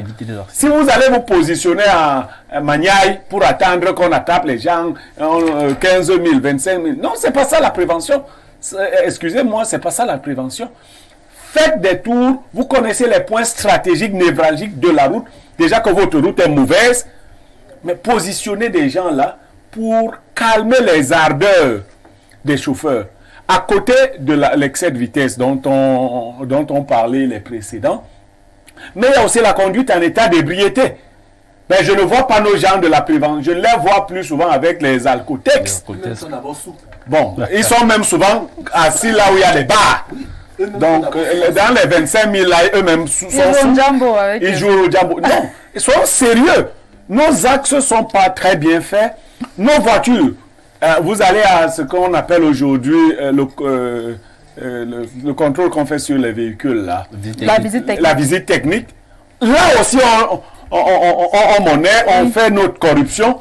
Vous voyez un corbillard, c'est une façon de parler, un véhicule de mort qui est devant vous, toute la tuyauterie est au sol, l'électricité ne fonctionne pas, vous ne savez pas comment, et on vous dit que le gars il circule. Et la prévention routière devrait regarder ce genre de choses. Parce qu'il y a des véhicules qui sont des dangers pour d'autres véhicules. Si vous n'avez pas un véhicule en l'état, nous qui appelons de tous nos voeux, comment on appelle l'autoroute qui n'arrive pas, mais nous appelons l'autoroute de tous nos voeux. Vous savez qu'un véhicule en mauvais état est source d'accident. Oui. Parce que là où il faut aller très vite, il n'a pas la réserve d'accélération nécessaire pour faire un certain nombre de choses, mais il roule quand même. Il y a plein de véhicules là qui devraient être en Vendemenkwet ou à Mindourou, à Ebomzout, voilà, mais pas à Yaoundé. Donc il y a un grand travail à faire. Et comme chez nous, la corruption a gangréné tout, quand quelqu'un va monnayer une auto-école, parce que ça se fait, pour avoir le permis de conduire, c'est en fait que vous allez acheter la mort. Ouais. Vous achetez votre propre mort. Parce qu'apprendre j'aime à dire à mes amis, je ne fais confiance qu'à quelques personnes au volant. La première personne à laquelle je fais confiance au volant, c'est moi-même, Niemek. Quand je suis au volant, je suis confiant. Après moi, il y a parfait ici, il y a quelques rares personnes. Parce que moi, beaucoup de chauffeurs me semblent avoir été formés pour tuer les gens. Et le transport en commun, encore de ce côté-là, quand on est dans un grand bus, on estime qu'on a la priorité de puissance. Ça veut dire qu'on conduit n'importe comment, on met les autres usagers en danger et la prévention devrait visiter ce genre de choses. On a parlé des caméras de surveillance dans les cas de transport. Je crois que le ministre des Transports travaille dans ce sens, mais il faut accélérer les choses. Nos routes, dernière chose que moi je vois, qui ne sont pas éclairées, bon Dieu, je suis bon chauffeur mais malvoyant. Quand 15 heures m'arrive à Douala, je décide de ne plus voyager parce que la visibilité est très faible. Même à Yaoundé, Pierre Béron, si je prends le tronçon, comment on appelle, Batalonka, Carrefour Tongolo, j'oublie le nom du Carrefour Palais, Carrefour du Palais. Voilà. La route n'est pas... Imaginez des routes qui ne sont pas éclairées en plein centre-ville. Et je vous assure, sur l'axe lourd, c'est de la conduite à vue. C'est dangereux. Vous faites des dépassements en comptant sur le Seigneur. Tout cela est très dangereux. Alors Bernardo Basson, accident de la route, à qui la faute? Au conducteur, à l'usager ou à l'état des routes? Notre invité permanent. Si, il a fait le tour, hein. C'est la tricherie. Déjà, beaucoup ne sont pas formés. Ils n'ont pas fait l'auto-école. Ils ont appris sur le tas. Ils sont allés acheter le permis de conduire au transport. Ils se mettent sur la route. C'est un élément très important. Deuxièmement, comme il a dit, état des véhicules. En visite technique, on triche. On a un véhicule sans roue de secours. On a ci, on a ça. Tellement d'éléments, on triche. Troisièmement, la situation ou le statut du conducteur. Certains sont pauvres et sont forcés de faire plus d'efforts qu'il n'en faut pour avoir un peu d'argent. Selon qu'ils sont employés peut-être dans une entreprise qui fait dans le transport de biens ou de personnes en quantité importante. Vous voyez que il y en a qui, pour avoir peut-être 150 000 à la fin du mois, doivent faire 3-4 tours sur l'axe lourd et ça les épuise naturellement. Le corps reste un appareil qui peut s'effriter. À partir de là, on se rend compte que les accidents vont venir naturellement à foison. L'état des routes également, ils l'ont évoqué. La tricherie partout. Notre axe lourd n'a même pas de terre-plein parfois. Donc, si une voiture vient et une autre vient ici, les espaces de terre-plein sont tellement réduits qu'on va seulement finir par se télescoper. Et M. Moifo, que je vois ici, j'ai l'impression que M. Moifo est doux. Mais comme on dit chez nous, ce mec l'a dit ici l'autre jour, c'est celui qui a les doigts tendres qui peut retirer la chenille. Mais il connaît la mafia. Effectivement. Il ne veut pas parler parce qu'il est chef d'entreprise, il est directeur d'auto-école, mais il sourit, il connaît la mafia, le business. Au transport, business pas possible. Sur la route, c'est pas possible. Ta voiture est endommagée, le chauffeur est sous. Mais quand il arrive, monsieur de la prévention qui l'attend, prend d'abord une bière pour dire mon frère, viens avoir cause autour d'une bière. Donc il se saoule, après il donne 5000, il conduit et il transporte les cadavres derrière lui. Jusqu'à demain, parce que lui-même il est mort vivant. En fait, il tient aussi des morts vivants derrière lui. Donc vous voyez que c'est un système de mafia généralisé. Donc vraiment, le Minetransport, à mon sens, je n'aime pas trop le dire parce que le Minetransport a coulé la soucature, mais sur le coup quand même, il travaille. Ça, il y a quand même des signes qui nous montrent qu'il fait beaucoup d'efforts, il veut faire avancer les choses. Mais mis à part cela, les Camerounais, le système est pourri dans son ensemble. Il n'y a pas que le transport, donc voilà un peu. Ok, merci beaucoup pour votre intervention, Bernardo Basson. Je prends d'abord cet avis des téléspectateurs et puis je vous redonne la parole. Bonjour Olivia, pour le thème, nous constatons que tous les élèves sortant des auto-écoles n'ont pas la maîtrise du volant. Ils sont plus théoriques que pratiques, mais avec un permis dans leur poche. Moi, je pense que les formateurs doivent mettre un accent sur la pratique. C'est Denise Etundi qui nous écrit depuis Oja. Allez-y. Voilà, merci. Je voulais vous permettre de rebondir sur le message de Denise. Je vais passer par là pour dire qu'il faut d'abord savoir que les Camerounais comprennent qu'il n'y a aucune école de formation dans le monde entier où on soit avec de l'expérience. Ça veut dire que quand quelqu'un vient de partir d'une auto-école, naturellement avec son permis en poche, il ne peut pas jouir de la même expérience que quelqu'un qui conduit depuis 10 ans. Donc chacun devrait faire le temps, prendre le temps d'observer afin de vouloir conduire comme tous les autres. Maintenant, je vais revenir sur certains points évoqués par M. Niemek. Vraiment, je ne comprenais pas pourquoi on dit que les gens sont formés pour aller tuer. Ceux qui vont tuer sur la route, c'est ceux qui ne sont pas formés, pas du tout. Ils n'ont pas reçu de formation. Nous connaissons, avant que les auto-écoles ne soient un peu vulgaires partout dans les rues au Cameroun, des gens se formaient dans les laveries, dans des garages et par certains moyens. Quand M. Basson a relevé là, avait le permis. Je travaille pour le transport, pour savoir des réseaux de mafieux, comment les gens font pour avoir le permis. Mais comme tout bon citoyen, j'entends très souvent... Vous savez quand même qu'il y a la mafia. N'ayez pas peur de dire. Ils sont des mines. Hein. On enlève les mines. J'ai bien dit, comme tout bon Camerounais, j'entends des gens se plaindre sur des manières d'obtenir le permis. Là, voilà. Et également la conscience. Moi, je condamne beaucoup la conscience des conducteurs sur la route. Quand un conducteur prend le volant, conduit parce qu'il a peur de se faire prendre par la police ou bien par un poste de contrôle de promotion routière, pour moi, ça veut dire qu'il ne comprend pas l'affaire. Chacun doit conduire parce qu'il a peur de mourir, parce qu'il va se promener, parce qu'il va se balader sur la route, et non parce qu'on fuit un contrôle.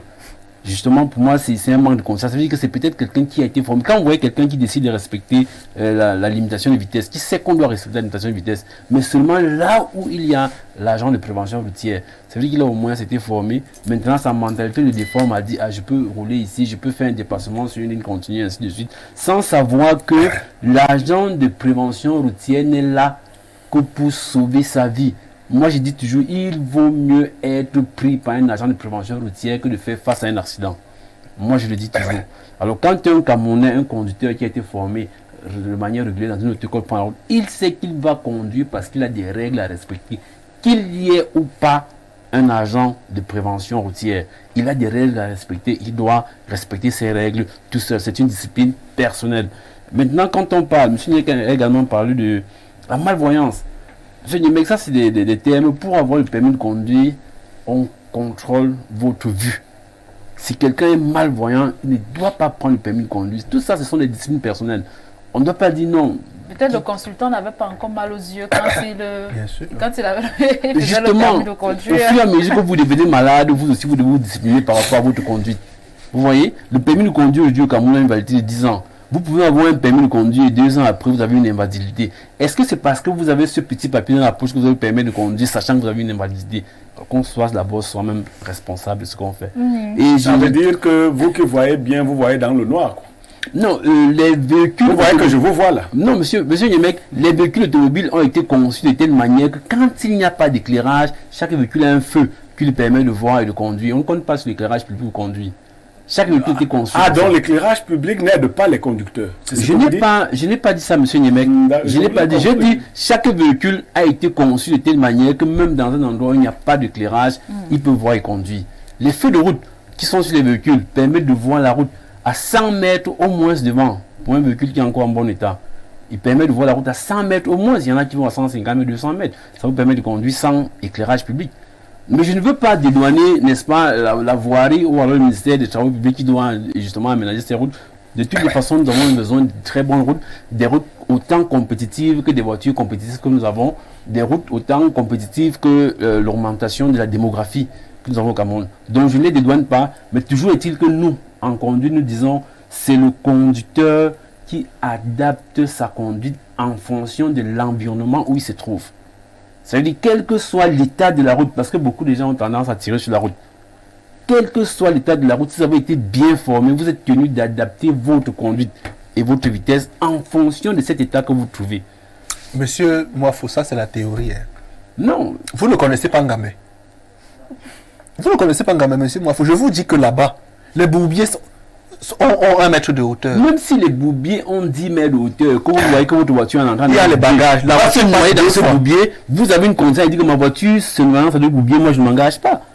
C'est de ça que les gens font comment pour l'eau d'œil, monsieur Moafou? Non, à l'époque, il n'y avait pas de voiture, les gens à l'eau d'œil. Je ne veux pas dédouaner, j'ai bien dit cela, je ne veux pas dédouaner ce ne nous faites pas penser, parce que jusque-là, je vous prends au sérieux. Hein. Non, je ne veux pas penser que vous défendez quelque chose. Je ne veux pas défendre... Non, non, si l'état de la route est mauvais, il faut dire que l'état de la route est mauvais et demander à ceux qui doivent réparer. Vous ne devez pas dire au conducteur d'adapter la voiture à l'état de la route. Qu'est-ce que ça signifie? Monsieur Niemek, le code Rousseau a été, heureusement a été conçu pour... Est-ce qu'on appelle même les trucs qu'on a là, les routes? Bien sûr, dans le code Rousseau, c'est prévu, monsieur. Nos trucs là, ce dont il vous parlait là. Monsieur Niemek, dans la page, moi je suis dans mon rôle d'enseignant en conduite automobile. Vous pouvez conduire dans mon village. Pardon? Vous pouvez conduire dans mon village, vous enseignant. Vous conduisez dans votre village, monsieur Niemek? Non. Vous ne pouvez pas conduire dans votre village? Mais ça veut dire que la voiture ne peut pas y arriver. Mais les voitures y arrivent. Ça veut dire que je peux conduire. Pourquoi je ne peux pas conduire? Si la voiture y arrive, moi je peux conduire. En allant alors le problème c'est la rapidité que les Camerounais sont toujours en train de vouloir se mettre devant. Tout parti de Singambé, je ne sais pas où ça se trouve, même s'il faille faire ce jour, ce sera important pour la sécurité de cadavre pourri. Bon, je vous relance oui. Justement. Vous êtes expert sur le plateau. Il y a eu un accident dernièrement à Ebebda. À Ebebda, oui, vous connaissez Ebebda, n'est-ce pas? Oui. Maintenant, est-ce que vous êtes un instant arrêté? Ici, nous sollicitons un peu votre regard d'expert sur la situation.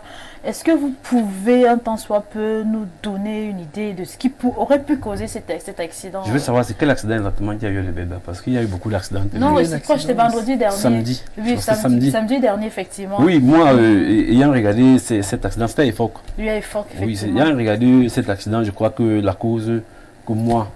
vous avez pu déceler? Oui, c'est un dépassement, un mauvais dépassement. Okay. Ça a été un mauvais dépassement, vous voyez.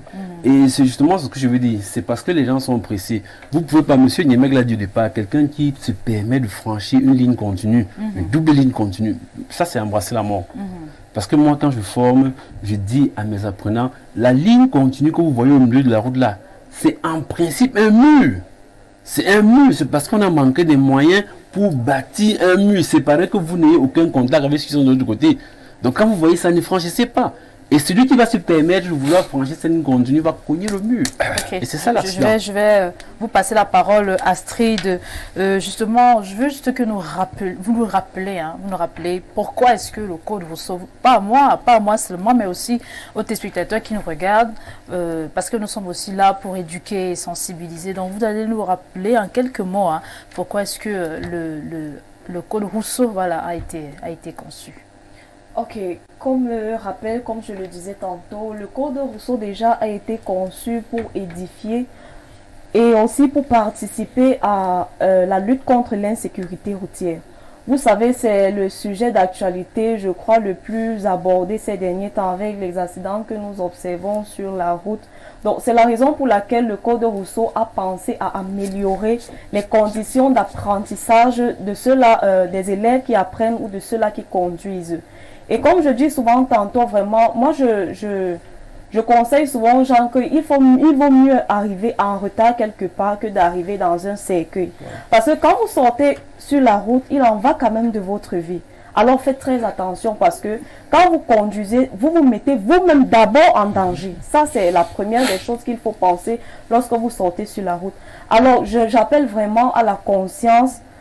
Formez-vous normalement avant de sortir sur la route. Faites tout ce qu'il y a de possible de façon à ce que l'erreur ne vienne pas de vous. Que lorsqu'il y a même bien un accident, que l'erreur ne vienne pas de vous. Si chacun se met dans cette posture-là, que l'erreur ne viendra pas de moi, je crois quand même que d'une part, on évitera, je crois peut-être à 50%, parce que quand quelqu'un sort là en route, on se dit que non, l'erreur viendra certainement de l'autre côté. Alors que nous-mêmes, on est d'abord responsable par rapport à notre conduite. Les mauvais dépassements, moi, j'ai voyagé pour B3, franchement, la nuit, c'était carrément, j'avais peur. À un moment donné, j'ai commencé à dire au chauffeur, mais c'est quoi, c'est le suicide ou quoi? Vous ne lui avez pas enseigné le code Rousseau pendant le voyage? J'appelle à la conscience. Faites-vous former normalement. Prenez le temps que ça va prendre. Ne soyez pas du tout pressé. Justement, comment vous procédez aux sensibilisations? Comment se font les sensibilisations chez vous? Ok, actuellement, on va d'auto-école en auto-école. On travaille avec les auto-écoles actuellement. On rencontre les élèves, on rencontre les responsables des auto-écoles. On va même dans des universités, des bureaux pour essayer de sensibiliser le maximum de personnes. Donc, tous ceux-là qu'on rencontre, on essaye de les sensibiliser en ce sens qu'ils puissent être conscients de ce qui arrive sur la route. Parce que actuellement, tout le monde est responsable. Il ne faut pas qu'on rejette la responsabilité sur d'autres personnes. Or, nous-mêmes, nous ne faisons pas assez pour éviter ces accidents-là. Donc, je conseille vraiment à tout un chacun, même ceux qui ne conduisent pas, ne disons pas que je n'ai pas de véhicule. Non, non. Parce que moi, vous pouvez vous dire aujourd'hui, mais on ne sait pas de quoi l'avenir... demain est fait. Ouais, demain est fait. Donc, formez-vous, même si c'est à la maison. Par exemple, avec le code Rousseau actuel, vous pouvez interagir avec votre professeur à l'auto-école. Vous avez la possibilité d'être suivi. Et en même, il y a aussi la traçabilité dans ce code-là. Ça permet que même le ministère du Transport a une traçabilité parce que on a remarqué que, comme vous avez dit tantôt, les gens obtiennent des permis de conduire sans toutefois se faire former. Avec ce code Rousseau en ligne, nous avons une traçabilité et on affirme là que l'élève ou alors celui qui apprend a effectivement suivi son apprentissage comme il le faut. Alors là, on a une traçabilité, chose qui n'était pas déjà faite avant. Donc, je crois que c'est un plus. Et dans cette lancée, on va toujours améliorer. On parle avec des gens, on parle avec des responsables de l'auto-école. On essaye d'améliorer la conduite au Cameroun. On essaye de prévenir, on essaye de donner un coup de main au ministère du Transport en ce sens-là d'éviter les accidents sur la circulation de la route. Ok, merci beaucoup. On va prendre ces avis des téléspectateurs. Blériot, façon que la dame qui est à côté de toi sourit lorsque tu parles. En tout cas, je te conseille de lancer les grains de maïs parce qu'elle est belle à condition qu'elle accepte la polygamie. Concernant là le thème, la faute revient à l'État du Cameroun. Notre gouvernement ne veut pas admettre que les routes sont de mauvaise qualité. Donc, même si on apprend la conduite comme au Camerounais, il faudrait d'abord que le problème de l'état des routes soit réglé. C'est Pancras de Guidère. Bonjour à vous, madame. Pour diminuer sensiblement les accidents de circulation, il faut, à mon humble avis, A. Introduire le permis à points en donnant moins de points à soustraire aux chauffeurs qui font le transport en commun, entre autres. B. Mettre une série de plusieurs flasheurs fixes sur nos axes routiers. C. Rendre nos routes circulables, évidemment, avec nos mentalités compliquées.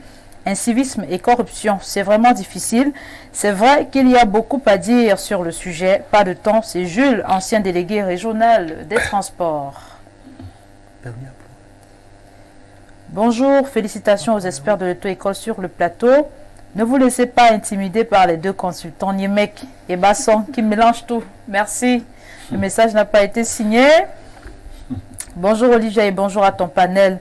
Olivia, j'apprécie la perspicacité de Blériot et de Basson quand il s'agit de dénoncer certains vices étards de notre société. En même temps, je suis quand même étonné et surpris qu'ils ne dénoncent pas les contenus homosexuels de certains programmes. Quand le représentant de société est sur votre plateau, doit-on conclure que la bouche qui mange ne parle pas? Bon. Non. Bonjour madame, qui forme déjà les encadreurs d'auto-école? Ça, c'est une question assez pertinente. Oui, je vais la répondre. Ok. Je peux répondre. Allez-y, répondez. Voilà, merci pour cette question. Je veux dire qu'au Cameroun, les encadreurs d'auto-école, c'est-à-dire que des formateurs bénéficient d'une très bonne formation au Cameroun. Et je vais féliciter dans cette question étant pour moi le ministère des Transports qui fait que le Cameroun, n'est-ce pas, bénéficie de la première institut sous-régional, n'est-ce pas, des formateurs en conduite automobile. Et qui est situé à Mana, si vous permettez de donner nom sans oui, bien sûr. Allez-y, oui, l'ICER, c'est l'Institut sous-régional de sécurité routière et de recherche.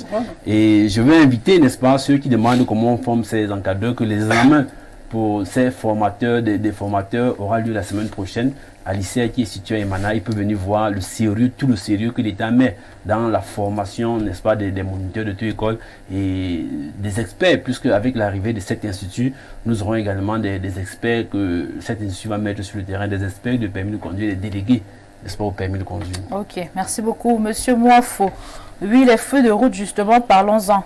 On les appelle communément les pleins phares et on ne roule pas avec les feux de route, mais avec les feux de croisement, surtout sur nos axes routiers super fréquentés. Mais vous voyez des gens nous embrouiller chaque jour avec ces pleins phares. Je peux rebondir aussi là, si vous permettez. Bon. Vous voulez dire qu'on roule avec les pleins phares? Les feux de route ont été conçus pour rouler lorsqu'il n'y a pas un véhicule qui vient en face. C'est-à-dire que lorsque la route est libre, vous mettez vos feux de route pour voir aussi loin que possible. Mais c'est au moment où vous rencontrez un véhicule qui vient en face que vous passez en feu de croisement, d'où le nom de ce feu particulier, feu de croisement, qui lui n'est pas éblouissant. Et dès que vous avez fini votre croisement, vous remettez vos feux de route pour bien voir la route. L'Afrique, oui, je ne m'oppose pas. Quelqu'un a dit que nous mélangeons tout. Moi, je pratique la route. Vous connaissez l'Afrique. Nous avons l'axe, la nationale numéro 3. Vous fréquentez cette nationale? Bien sûr. Ah ben, si vous roulez en feu de route, lui, il va devenir plutôt un feu de croisement. Parce que la fréquence est grande. Vous ne pouvez pas faire 30 mètres sans croiser un véhicule. Alors, du coup, le risque, c'est que vous mettiez mal à l'aise, et c'est ce que nous vivons, les véhicules qui viennent en face. Vous devez éclairer, vous dites, parce que vous avez fait plusieurs fleurs là au ministère des Transports. Dites au ministère des Transports et des Travaux Publics d'éclairer les routes. Quand les routes sont bien éclairées, on n'a pas vraiment besoin des feux de route. Quand les routes sont bien éclairées. Tout à fait. Je suis au moins conducteur, hein, je conduis. Monsieur Niemé, il y a ce qu'on appelle l'enseignement et c'est que ceux qui ne sont pas... Non, mais pourquoi vous ne parlez pas du gouvernement? On vous a promis quelque chose là-bas. Dites je demande de dire qu'on mette les feux, qu'on éclaire les routes. Ça vous dépasse? Monsieur Niemé, vous l'avez déjà dit. Non, dites-le aussi. J'ai déjà dit au départ. Non, dites-le clairement. Besoin d'être... Il ne va pas vous taper pour ça. Il ne va pas fermer votre hôtel. C'est pas M. Ngale qui éclaire les routes. Mais dites, c'est pas le ministre Ngale qui éclaire les routes. Non, dites qu'on éclaire les routes. C'est le ministère des Travaux Publics qui éclaire les routes. Bon, dites à M. Nganou Djoumissi d'éclairer les routes. M. Nganou Djoumissi éclaire les routes. Voilà. Même quand ça ne va pas... Non, dites-le. Non, monsieur Niemé. Non, monsieur Niemé. Ne dites pas ça. Dites à Nganou Djoumissi d'éclairer les routes. Vous laissez. Vous n'allez pas me contraindre. Donc, vous ne voulez pas qu'on éclaire les routes? J'ai déjà demandé qu'il éclaire les routes. Mais en même temps, je fais les routes. En leur disant que si la route n'est pas éclairée, adaptez votre conduite en fonction de l'état de la route. Très belle ambiance sur le plateau. C'est pas de l'argent, c'est la réalité, c'est ce que moi j'enseigne. Je ne veux pas déformer mon enseignement parce que Messi éclaire les routes. Voilà. Ce sera bien pour nous tous. Non, Nganou éclaire les routes. Monsieur Nganou Messi, comme dit Monsieur Yemek, voilà, ok, très belle ambiance. Les Camerounais viennent se former les auto-écoles. Voilà, très belle ambiance sur le plateau. Merci beaucoup. On va poursuivre avec la lecture des messages. Nous parlons de formation et autres. Est-ce que nous avons des routes? Respecte ton code comme tu l'as appris. Quelqu'un d'autre viendra te percuter. Tu ne peux prendre l'axe lourd sans remettre ta vie et ton sort à Dieu. Vivement, il nous faut des routes dignes de ce nom. C'est Boglen David qui nous écrit depuis Douala. La prévention nous a interpellés en février.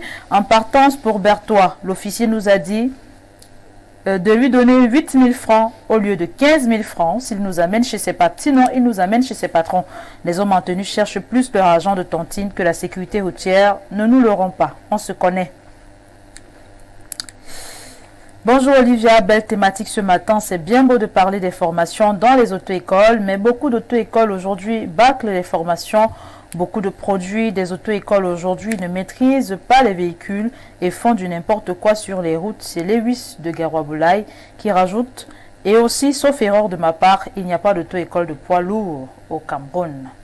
Est-ce vrai cela? Non, c'est faux. Il y a des auto-écoles qui forment pour les Permis D, permis C, permis D, permis E. Il y en a. Et si je viens de parler d'un centre de formation ici, lycée qui a tous ces engins qui forment pour toutes les catégories de permis de conduire. Et également, certaines auto-écoles qui ne disposent pas de ces engins ont la possibilité, n'est-ce pas, d'avoir des contrats avec des entreprises qui disposent de ces engins afin d'assurer la formation des candidats qui viennent pour avoir cette formation. Ok, bonjour Olivia, il y a tout en panel. La recrudescence des accidents routiers est due à plusieurs facteurs. La mauvaise conduite, le mauvais état de nos routes et de véhicules, la corruption des hommes en tenue, des agents du ministère des Transports, les auto-écoles sont un lieu par excellence de corruption, ainsi que les délégations des transports. Mais la réalité est que tous ces problèmes sont la résultante de la malgouvernance. Les gens ne sont pas bien éduqués. Depuis l'école primaire, le système gouvernant est très incompétent et obsolète. C'est Hilaire de Niga qui nous écrit ce matin. Bonjour madame, et à votre riche panel, très bonne thématique sur la recrudescence des accidents de circulation routière, en rapport avec la formation en conduite au Cameroun. Certes, certaines auto-écoles, au même titre que d'autres secteurs d'activité, pratiquent de la corruption dans l'obtention du permis de conduire. Certains l'obtiennent sans se former à partir de leur bureau. Merci infiniment. C'est Belinga Martin qui nous écrit ce matin. Il y a tellement de messages, vraiment. Olivia, comme ménage nos routes, ayant de bonnes routes, même les usagers se méfieront de mal conduire.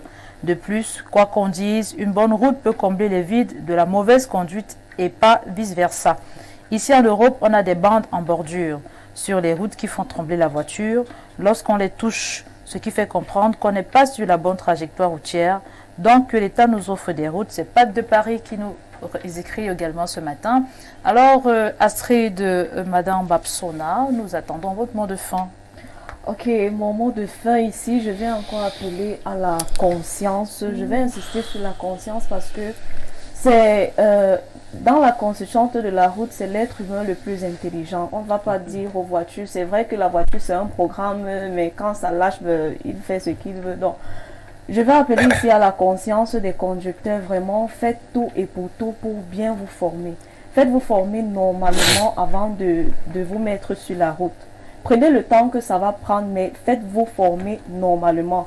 J'ai souvent une expression que j'utilise, on n'achète pas la vie à la boutique. Vraiment, je dis toujours ça aux gens parce que quand vous mourrez là, vous ne partez pas reconduire ailleurs et vous partez là, c'est fini. Donc vraiment, ne faites pas comme si après cette vie-ci là, vous allez avoir une autre vie. Donc, je vais finir par encourager vraiment ceux-là qui nous ont aidés à en arriver là, puisque on travaille en partenariat avec les auto-écoles. Je vais d'ailleurs remercier toutes les auto-écoles qui nous ont donné un coup de main. Et aussi, je vais lancer un coup d'alerte à tous ceux-là qui veulent apprendre à conduire, à tous ceux-là qui aimeraient dans l'avenir se faire former chez nous. N'hésitez surtout pas.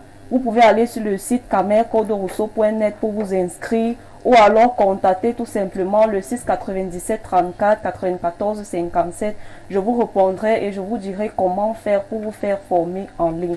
Surtout, ceux qui sont déjà dans les auto-écoles, vous pouvez aussi passer par votre auto-école pour vous inscrire au cours en ligne. Donc, n'hésitez surtout pas et merci de m'avoir écouté. Merci à vous, hein. C'est nous qui nous remercions. C'est nous qui vous disons merci ce matin. Voilà. Bonjour Olivia et bonjour à ton charmant panel. Je suis bien d'accord avec le formateur, mais sauf que d'autres personnes périssent pas parce qu'ils n'ont pas reçu la bonne formation. Notre axe lourd est une piste cacaoyère. De surcroît, il est dégradé sans éclairage. Vraiment que le Seigneur Dieu délivre la mentalité camerounaise. C'est Olivier qui nous écrit depuis Logbessou. Adolphe, votre mot de fin. Voilà, merci. Je voulais dire pour ce mot de fin, n'est-ce pas, que l'une des solutions pour éviter ces hécatombes que nous remarquons sur depuis, c'est la formation. Et les auto-écoles, les formateurs que nous sommes sont disponibles et bien qualifiés à former les Camerounais. Venez dans les auto-écoles, n'est-ce pas, vous aurez la bonne formation. Et également, saluer la représentante de SPS Côte Rousseau qui vraiment a, n'est-ce pas, mis sur pied un outil nouveau pour permettre aux Camerounais de bien se former. Vous savez, les gens se sont plaints, on n'a pas le temps de lire, il n'y a pas ceci, et tout le monde est devenu numérique. En mettant sur pied un cours en ligne, je crois que ça permet aux Camerounais, même ceux qui n'ont pas de temps pour suivre la formation théorique, n'est-ce pas, partout où il se trouve, vous pouvez l'emporter sur votre smartphone et vous avez, n'est-ce pas, la connaissance de la route. Je vais inviter même les anciens conducteurs. Si vous avez peur de mourir sur la route comme ceux que nous voyons depuis l'État, revenez faire un recyclage théorique dans une auto-école. C'est pas mauvais, augmentez vos capacités. Et je dis toujours, chaque conducteur devrait chaque année parcourir tout le code de la route. Je dis bien tout le code de chaque année, c'est un livre de chevet. Merci beaucoup. Bonjour les démineurs, dites au monsieur qu'il y a des permis de conduire qui sont délivrés avec des mentions spécifiques. Port des lunettes obligatoires, valables pour voitures à boîte automatique, dont le trouble visuel ne peut être une contre-indication à l'obtention du permis de conduire. C'est Pascal Dibi qui nous écrit. Pierre Biron-Yemec, votre conclusion? Bien que je soutienne la formation qui est inévitable et nécessaire, je dis qu'on nous donne des routes. Nous n'avons pas de route. Vous avez plus de peine à imaginer les choses que vous devez faire sur la route qu'à conduire la voiture. Je crois que le promoteur, le formateur a déjà voyagé. Ailleurs, la route n'est pas le premier obstacle. Vous conduisez et vous évitez d'autres obstacles. Chez nous, la route est le premier obstacle. Nous parlions des trous ici. Il faut avoir fréquenté la route chaque fois pour découvrir qu'il y a à tel endroit tel trou. Mais vous venez brutalement. Quelle est la faute d'un chauffeur qui conduit normalement son véhicule sur une nationale et trouve qu'il y a un gros trou qui s'est formé? Qu'est-ce qu'il doit faire dans ce cas-là? Donc, donnez-nous des routes pour que vous ne nous tuiez pas comme d'habitude. Merci beaucoup, Bernardo Basson. Votre conclusion? Bon, éclairer les routes. Pardon, donner l'eau à Nyom. À Nyom, on n'a pas d'eau. Non, Olivia, c'est une question de vie ou de mort. On n'a pas d'eau à Nyom. Ça, c'est un. Deux, éclairez-nous les routes. Okay. Pour le reste, les formateurs vont s'en charger. D'accord, merci beaucoup. Je vais remercier Astrid Babsona qui est passée ce matin sur le plateau, Pierre Biron-Yemec. Je vais également dire merci à Adolphe Tézon-Moifo qui nous a aussi honoré ce matin et à notre invité permanent, Bernardo Basson. C'est la fin de votre émission. 12h, c'est le JT bilingue. 13h, les Amazones. Tout à l'heure à 14h, la coordination des jeunes et élites de la Mofu et Akonom tient une conférence de presse au Carrefour Golf à Yaoundé, au restaurant Le Titanium. Lors de cette séance de travail, il sera question d'annoncer la tenue des prix de l'excellence qui se déroulera en août dans les prochaines semaines. 17h, c'est le grand soir. 19h, c'est le journal en langue anglaise. 20h, c'est le journal en langue française. À 22h30, c'est la rediffusion de votre programme. Moi, je vais vous quitter sur ce conseil de vie. Celui qui ne connaît pas sa valeur est voué à l'échec. À demain 10h.